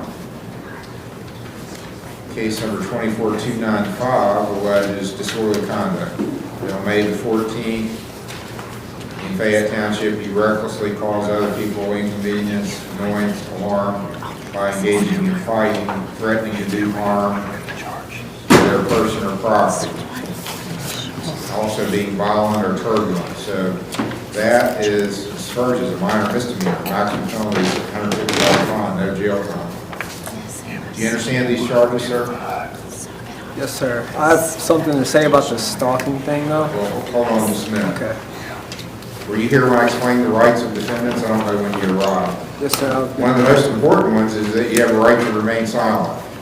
You don't have to say anything, so if you do make a statement, it's all on the record. It can be held against you. So you have that right to remain silent. You have a right to have an attorney appointed to represent you if you can't afford one. You have a right to bail and to make the state prove these charges beyond a reasonable doubt. Do you understand all those things? Yes, sir. The other thing you need to understand, this is the arraignment. It is not the trial. So there's really nothing you can tell me. The only issues here are bond, next court date, assigned counsel, those kind of things. You can't come in here and say, well, let me tell you, Judge, A, B, and C, and I'm going to say, no, you're right. I'm just going to throw this all out. So there's no advantage to, there's no advantage for you telling me a bunch of facts about what you think happened. It can't help you, and it might hurt you. That's the bottom line. So I'm not going to stop you if you want to say something, but the smart play is to talk to a lawyer, not to blurt it out in open court what you want to say. Okay? Do you wish to be considered for a court-appointed lawyer? Do you have somebody to hire a lawyer? I don't have them right now. Are you working? Yes, sir. What do you do? I'm an assistant manager for a company called Take 5. It's a car wash. Okay. How much do you get paid? That's what I have to determine, your gross annual income. $16 an hour, but I don't work 40 hours a week, How many hours a week do you work? about 30, 32-ish. Okay, do you have dependents, do you have people dependent on you for I income? have 2 kids, I pay child support. Okay, you're eligible for court-appointed counsel. So, let's see. Mr. Scott, you're gonna be gone, Mr. Smith is gone. All right, Mr. Smith, I'll appoint you. Yes, sir.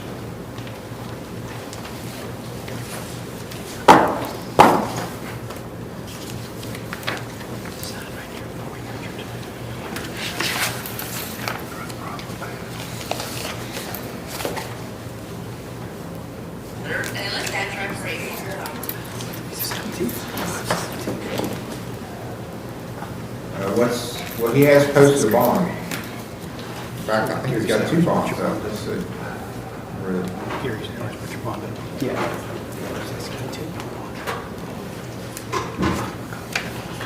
Yes, he's got a total of about $3,000 worth of bonds, so. I think there's 2 different incidents he was arrested on, Your Honor. Okay.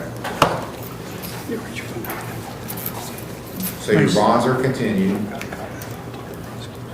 Is there any kind of protection? Yes, Your Honor, we requested a protection order for Natasha Pleasant. Okay. I'm going to order that he not go around or contact Natasha Pleasant. Says that's not a problem, Judge.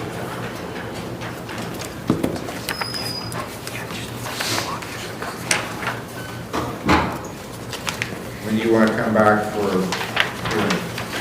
Judge, I'm here the 3rd, 7th, 14th, or 17th of So June. you're waiving time? Oh, yes, wait time, yes, sir.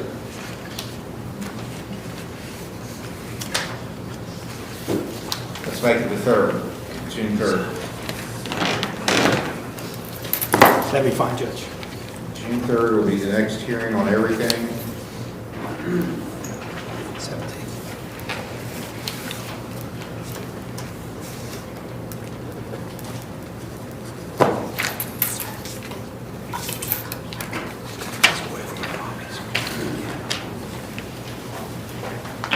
Be fine, Judge, thank you. You're welcome. Yes, I'll bring this close. Stable Hall recalls Kimberly Trout, case number CRB 24252. Judge, Ms. Stroud did do a urine screen. She tested positive for Suboxone, which she has a prescription for, and then morphine as well. Speaking with Ms. Trout, she is an outpatient at Huntington Treatment Center, and I'll let my doctor know. So you should be testing for methadone, right? Are you taking methadone? No. No, I take Suboxone. I took a Tylenol 4 last night.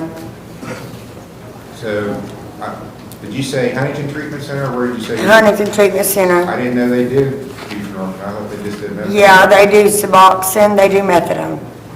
Okay. Yes, sir. Well, you got morphine somewhere. I took a Tylenol 4. And I'll let my doctor know about it. Calling after I leave here, actually. Okay, I need a report from whoever you're getting treatment from in Huntington, and I want you to tell them about your morphine test. I'm gonna call them as soon as I leave here. Okay.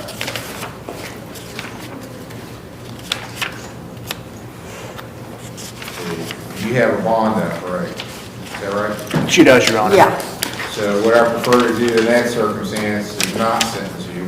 We'll keep your bond in place. I'm going to have you come back. But there's a lot of really bad stuff out there in the community.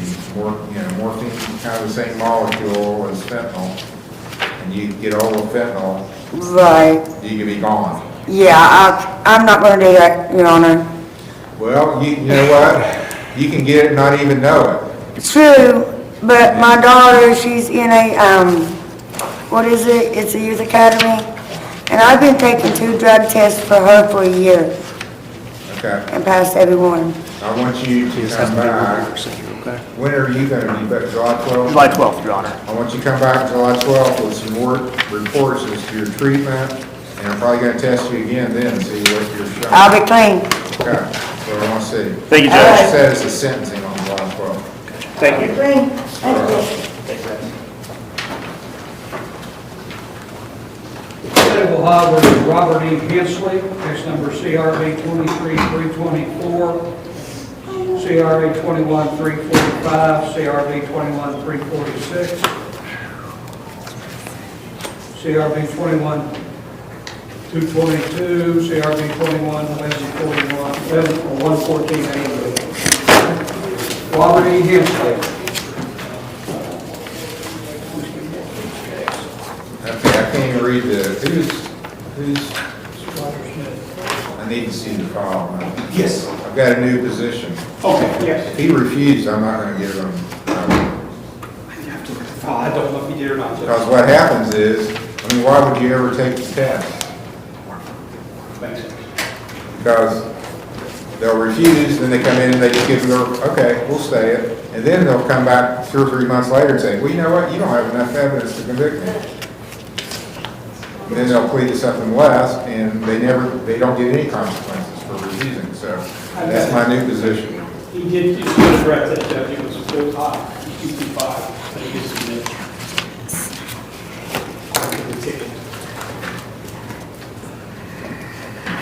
Okay, I'll let it go through with the test, Okay, thank you, Judge. not with refusals from now on.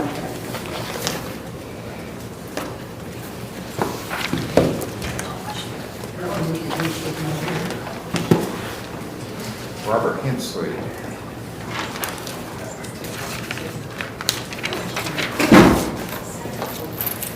Any idea where Mr. Hensley is? No, Your Honor. He's supposed to be going to Cardinal. That was the last I had. That's what I had down there, Cardinal.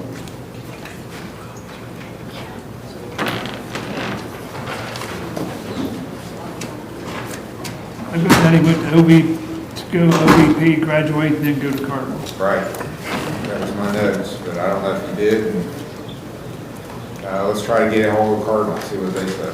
I will try, Judge. I don't know if they're going to tell me they need a release, but I'll call them. If I don't have any luck, I'll have Mr. Major call them.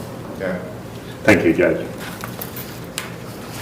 State of Ohio versus Joshua Lee Turner, case number CRB 24-238, 239. This is Mr. Holt's case. Set for a preliminary hearing and pre-trial.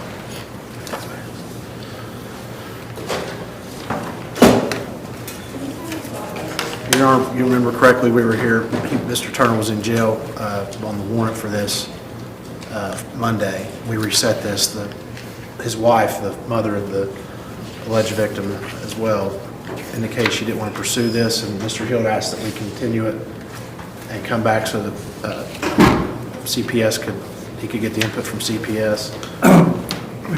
We've been in contact with CPS, Your Honor. They've done a further investigation. They've unsubstantiated the juvenile victim has indicated, based on what he's indicating now, that we're going to move to dismiss not only the charges.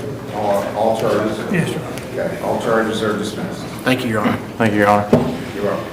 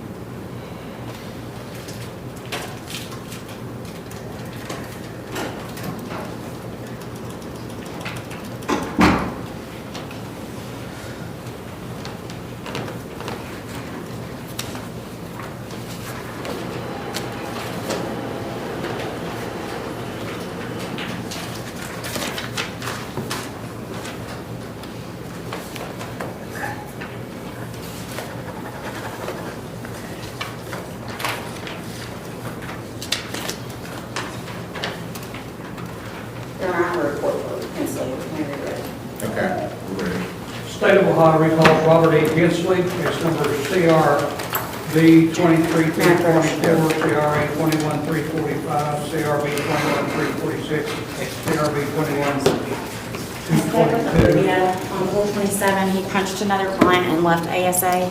When? 4/27. 4/27.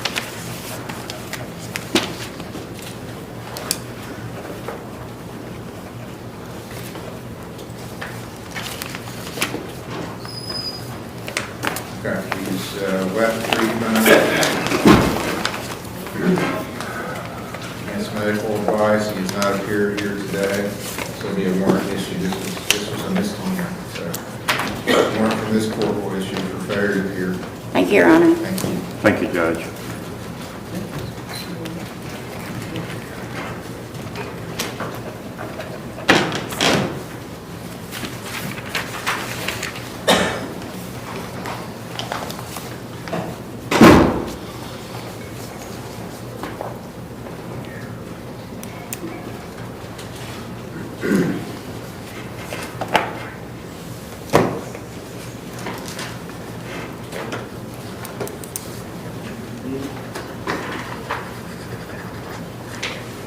State of Ohio versus Alwina Pennington, case number CRA 24-180, CRB 24-181, PRC 16-1593, A through C. Mr. Stiers' case for preliminary hearing and pretrial. Yes.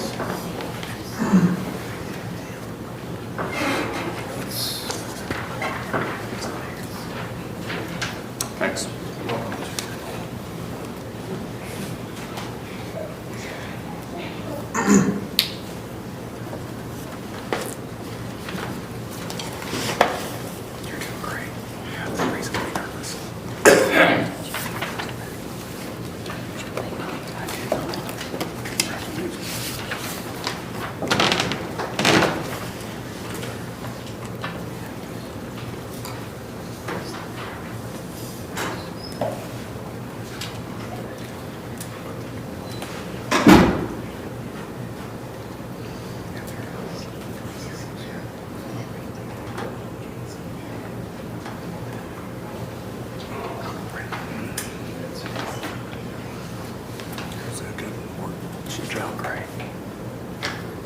So my reading is making progress with things still left to work.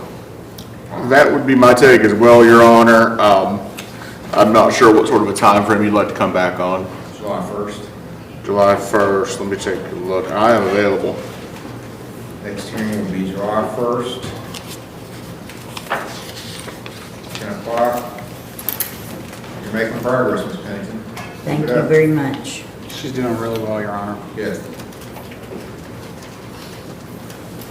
State of Ohio recalls Tracy K. McDonald at the Lawrence County Jail, case number TRC 22-2574, ABCD&E.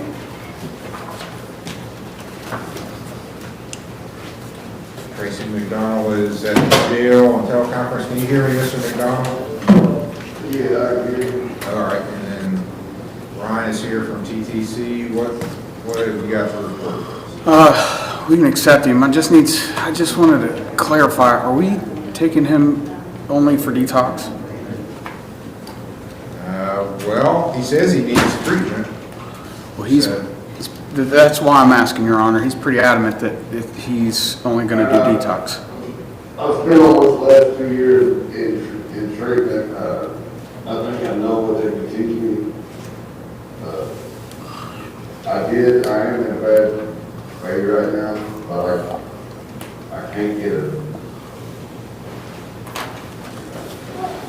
Well, let's get you detox and come back and see where we are then. We'll make some further decisions. How long do you think that'll take? It varies, yeah. A week safe, yes. All right, I'm going to order you released to the counseling center for detox, and I'll see you in a week, and we'll make some further decisions in the plan going forward. May 24th, so you'll get out of jail today to go to detox. Thank you, Your Honor. Thank you.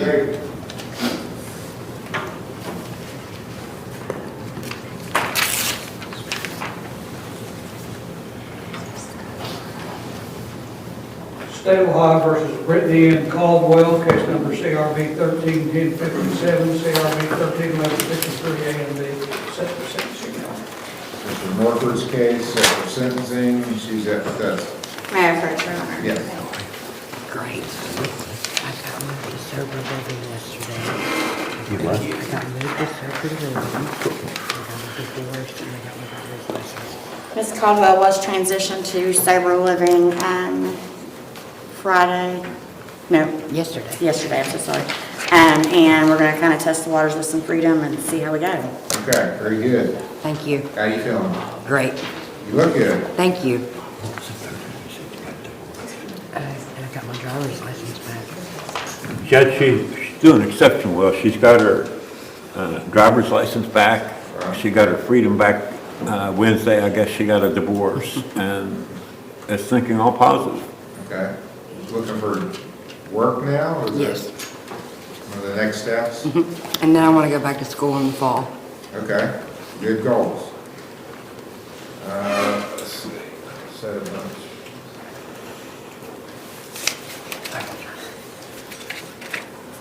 Okay, July 1st is not as bad as I thought. Let's set it for the July 1st will be your next hearing for sentencing.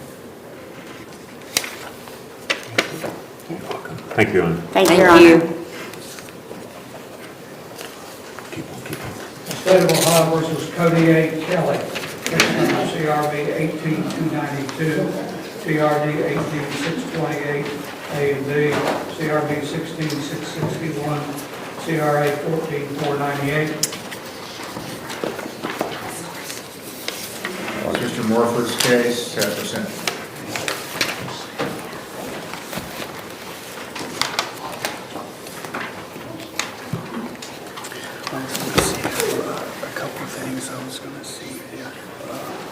If I can get the holder off my driver's license, because I'm in the process of trying to get my driver's license back, and I missed my doctor's appointment, and my wife was missing my doctor's appointment to see if I could be able to get school a little bit earlier instead of being. Good what? If I could be able to be early, or where it's on Fridays, I have doctor's appointments on Fridays.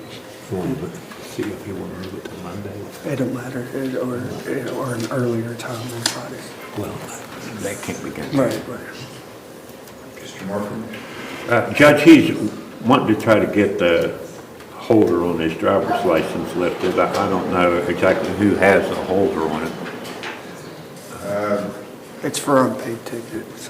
From a ticket? Well, it's for From this this court? yeah, for unpaid, where I'm. We had one in 2018, traffic matter then, but that shouldn't be holding you up now, I wouldn't think. Unless he didn't pay it. 18628 was a driving under suspension and failure to display plates. It was actually knowledge, so that's not holding. That case got knowledge. Who has a holder? I would have to. There was, the only thing he pled to in that incident was a resisting, and it was a CRB case. My wife The can. traffic got dismissed. Your Honor, so there was no DUI or anything like that? They said that there was a holder from Chesapeake, and then there's also a holder in Huntington, and we're just trying to take step by step. Okay, well, Chesapeake, it could be the mayor's court. Okay. I wasn't sure, we was just trying to see if it There's was. a Chesapeake mayor's court. Okay. And they, if you got a citation in the village, you got to deal with them, so. It's in City Hall, right by. Right by the bridge. Yeah, I know exactly what you're talking about.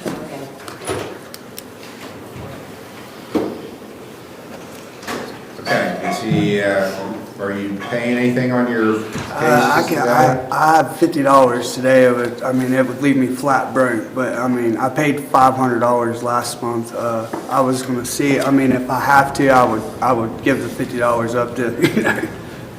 Okay. But That's correct, you did.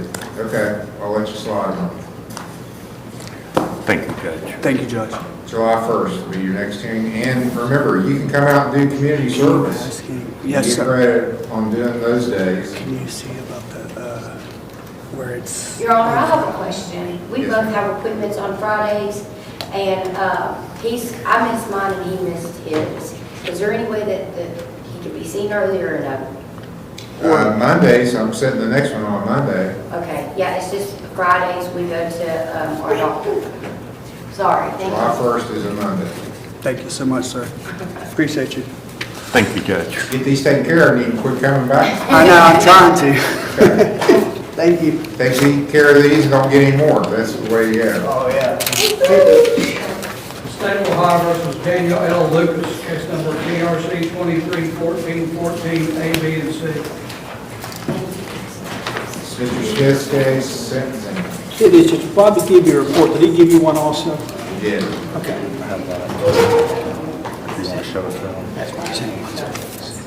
have it. I'm not friend. He did inpatient before, didn't He saw the crossroads. Yeah. And then the club on the car. Gotcha. He completed inpatient and he did the outpatient, so he's done everything that's been asked of him. So I think we're ready to go ahead and sentence at this point. Okay. And I talked to Mr. Hill.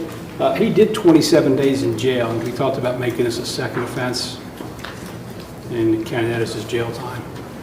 27 days you did? Do you have knowledge of that, Mr. Lambert, or not? No, Your Honor, I don't. I don't have the, let me see if again if I had the file. Okay, well, I would prefer them to come back. Okay, it's fine. I'm sorry, is this Lucas? Lucas, yeah. Daniel Lucas. Let me see. He did a lot of time in jail. September 31st, October 26th. Gotcha. So I was here since second offense credit. Yes. Actually, I was here, Your Honor. Okay.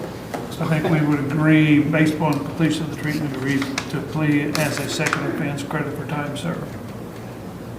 Okay. Whatever fine, suspension up to the court. And he has had the club on his car this entire time. I assume that could be removed. With the second offense, there's still going to be some mandatory jail time. Yes, he did 27 days. Okay. Yeah, well, I was hoping to get credit, and we have to do at least 10. All right. For some reason, he was in the end of September till almost the end of October. Okay, anything you want to tell me, Mr. Lucas? I'm at your mercy. Okay. Now, what's your status with your counsel? I know you've been at it for a while. Are they saying you're totally done, or are you just still doing outpatient? What are you going to do? They said if I ever feel the need that if I need to get a group in or something, that I'm more than welcome to come in. I've been attending AA meetings over here at St. Anne's. I go there Friday evening. Oh. You're turned around. But I head over there after work usually because I ride a bike. So by the time I get across the bridge, I'm right there on time. I sit there. I picked up my 9th Where chip. do you live? Still in Burlington. Oh, okay. So Right there by Kevin. You're coming up 52 on bike. Yeah. Or I stay on the back roads too. I'm on a bicycle. I understand. I got helmets and lights and. 52 is not, I ride it on 52 some days.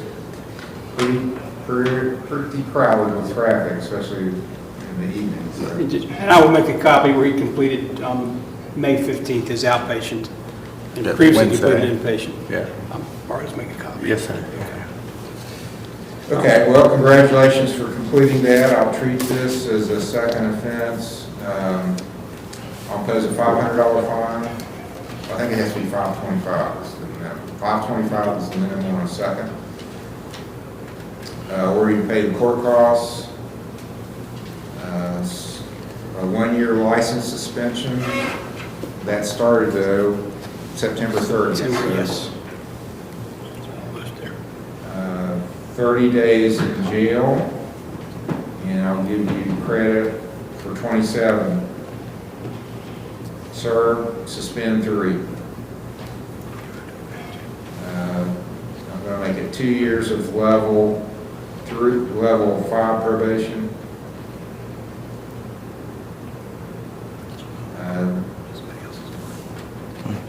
Jail time's been completed.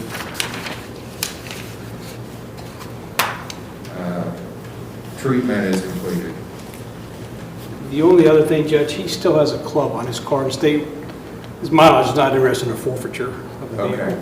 Impoundment at his residence, which was the Addie's residence? Yes, it's been there since October sometime. Yeah, when They put the club on. yeah, they took it in from the yard it was held at, and they dropped it in at my driveway. I mean, it's not even in operable condition right now. It's, But you still the got it alternator's all. messed Yeah, up I'm on sure that the it. highway patrol would like their club back, probably. I'll order that the club be removed on his personal vehicle. You have to take that to the patrol post. Yes. And get them to come to. I'd have to take the car there to get it? No, the No, order. no. The order. Oh, You can't I was like, it's not driving? No. You gotta take the order to the patrol post. Yes, sir. Here we call it a judgment entry. We don't call it Judgment an entry. order here. Correct. You can get that from the clerk. And his review will be November the 15th.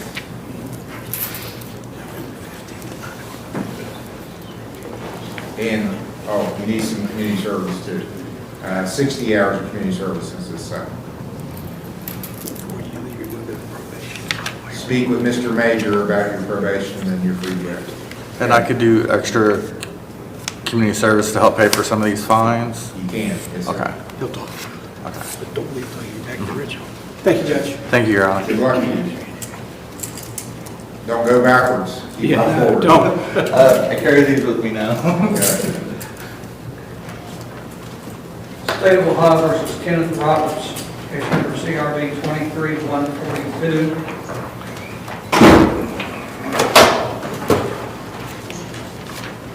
It's Mr. Stratton's case. Yes, Your Honor. Mr. Roberts has completed everything he was required to be completed by the court. We came back this sentencing because I believe the victim in the matter wasn't at the last one, so we set it for today. So she's here today, and so hoping that we could wrap up the sentencing today. Since he's done everything he should, I ask that the case be dismissed, but we can talk about that. Okay, let's hear what the state has to say. Ms. Roberts is here, Your Honor. She wanted to speak to the court, so I told her she could do so. Okay. Now, there has already been a plea. Right? Oh, yes, this is There has sentencing. been a plea, so this has been set as a sentencing. Right. Ma'am, you can go ahead and tell me what you want to tell me. Well, I had thought about speaking to the court, but I have changed my mind because I have a new life now, and I want to put this in the past, and I'm going to move on. Okay? So, I take it from that, you're taking no position, you're not telling me any input you want me to do in this case. Okay? What about you, Mr. Lambert? You got anything you want to say to the court? Yeah, let me see. I think he's already planned for sentencing. We'll leave it up to the court, Your Honor, with the victim now being satisfied with the, whatever the court does. In Your Honor, I let Mr. Roberts actually speak to the court too about what he's went through and what he's been able to accomplish. Yeah, go ahead, sir. If this didn't happen, I was for sure going to die. I was bad off on drugs, and I thank you, and I thank you. I thank you so much. I appreciate everything, from the rehab to everything I've done. Thank you. But the prosecutor's always, Your Honor, I'd like to say that we were prepared to take a different position had it not been for the victim coming in and saying at this point she's satisfied moving on, and Mr. Roberts not being as successful with his treatment. So I guess what I can say is, you know, our office will tickle this. If we ever see a file again, we will take a very strong position on anything that comes before our office. So this was actually filed as violation of protection order. Has there been, that was back, wow, over a year ago. Charged. Has there been any problems since he started treatment? No, sir. And do you feel any need for the court to make any orders about him staying away from you, or has that been not been a problem? It hasn't been a problem at all. You're not requesting that I make any further orders requiring you to stay away. Is that No. correct? That's the way I'm taking it, but you can correct me if I'm wrong. That's correct? It's been fine. Okay. And I take it from what the state is saying, you are not going to object to being dismissed at this point for successful completion? That's correct, Your Honor. Okay. Matter will be dismissed, sir. Congratulations, and I hope you continue to do well, and ma'am, that you get a good new start too. Thank you, Your Honor.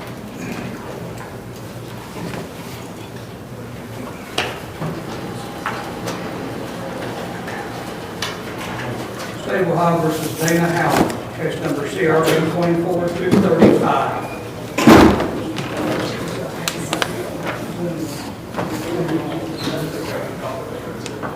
I thought I saw him sitting there just a minute ago. This is Mr. Stiers' case. This is Mr. Howard, it's on teleconference. He and the victim were both here just a moment ago, and looks like neither one of them is here. Let me, if I can step outside and see if they've stepped out, I apologize, Your Honor.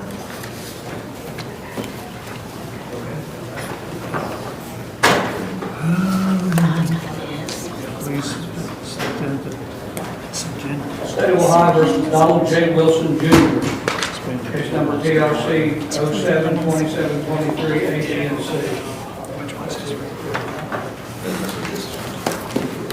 What was the name, Your Honor? Donald Wilson Jr., that's you, sir? Yes, sir. Okay, so this is on, he has a bond up now, so it's on an OBI.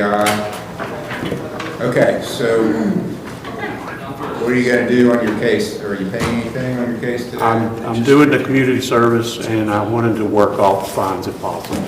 Okay. I talked to Mr. Major about that today. I'll set your next hearing for July 1st. Okay. 10 o'clock. Thank you. Thank you.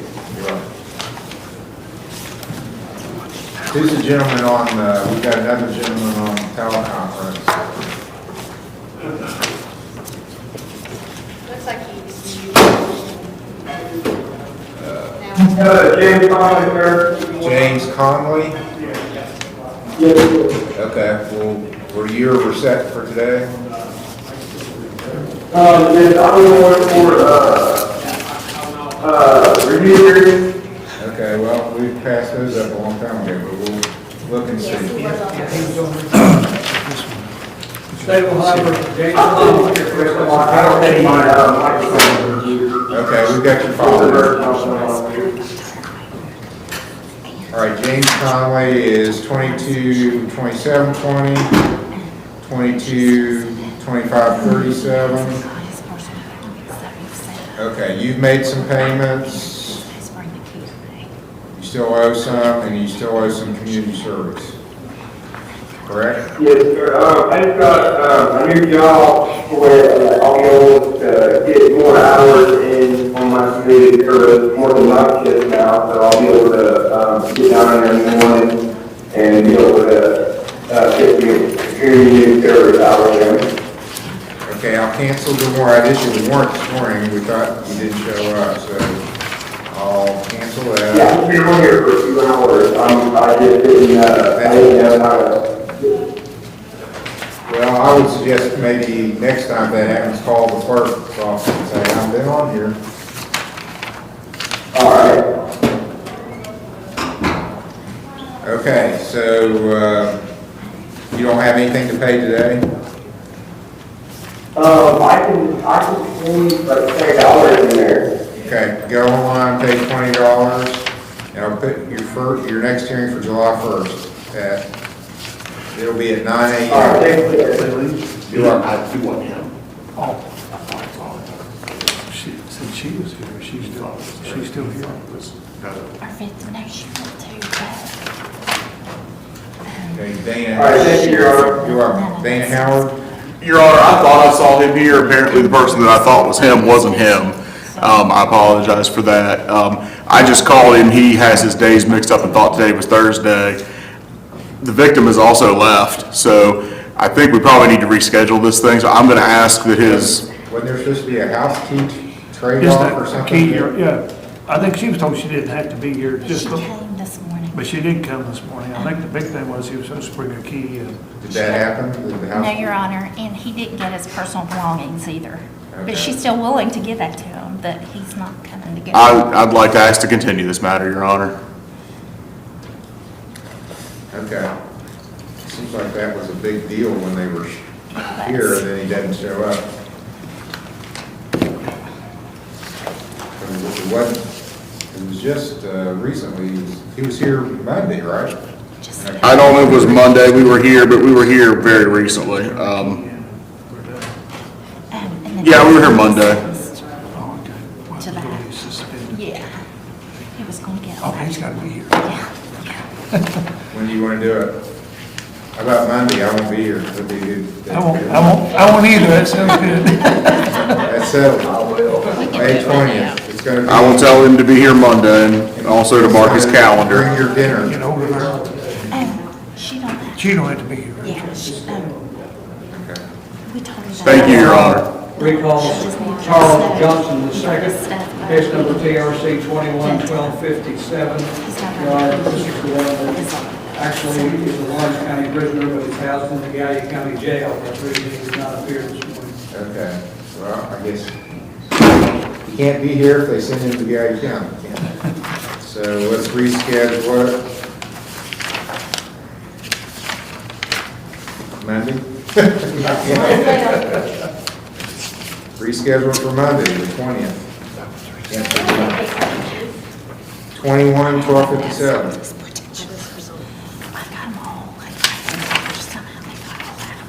And we can do him by teleconference if they, I assume.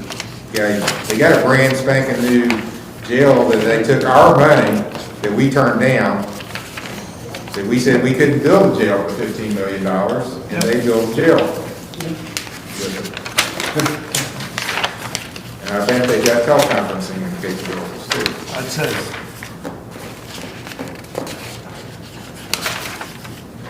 Is that it? That's it. Court's adjourned. Oh my gosh. I'll look those, I'll have to go figure out what happened to those. Separate stack for them or?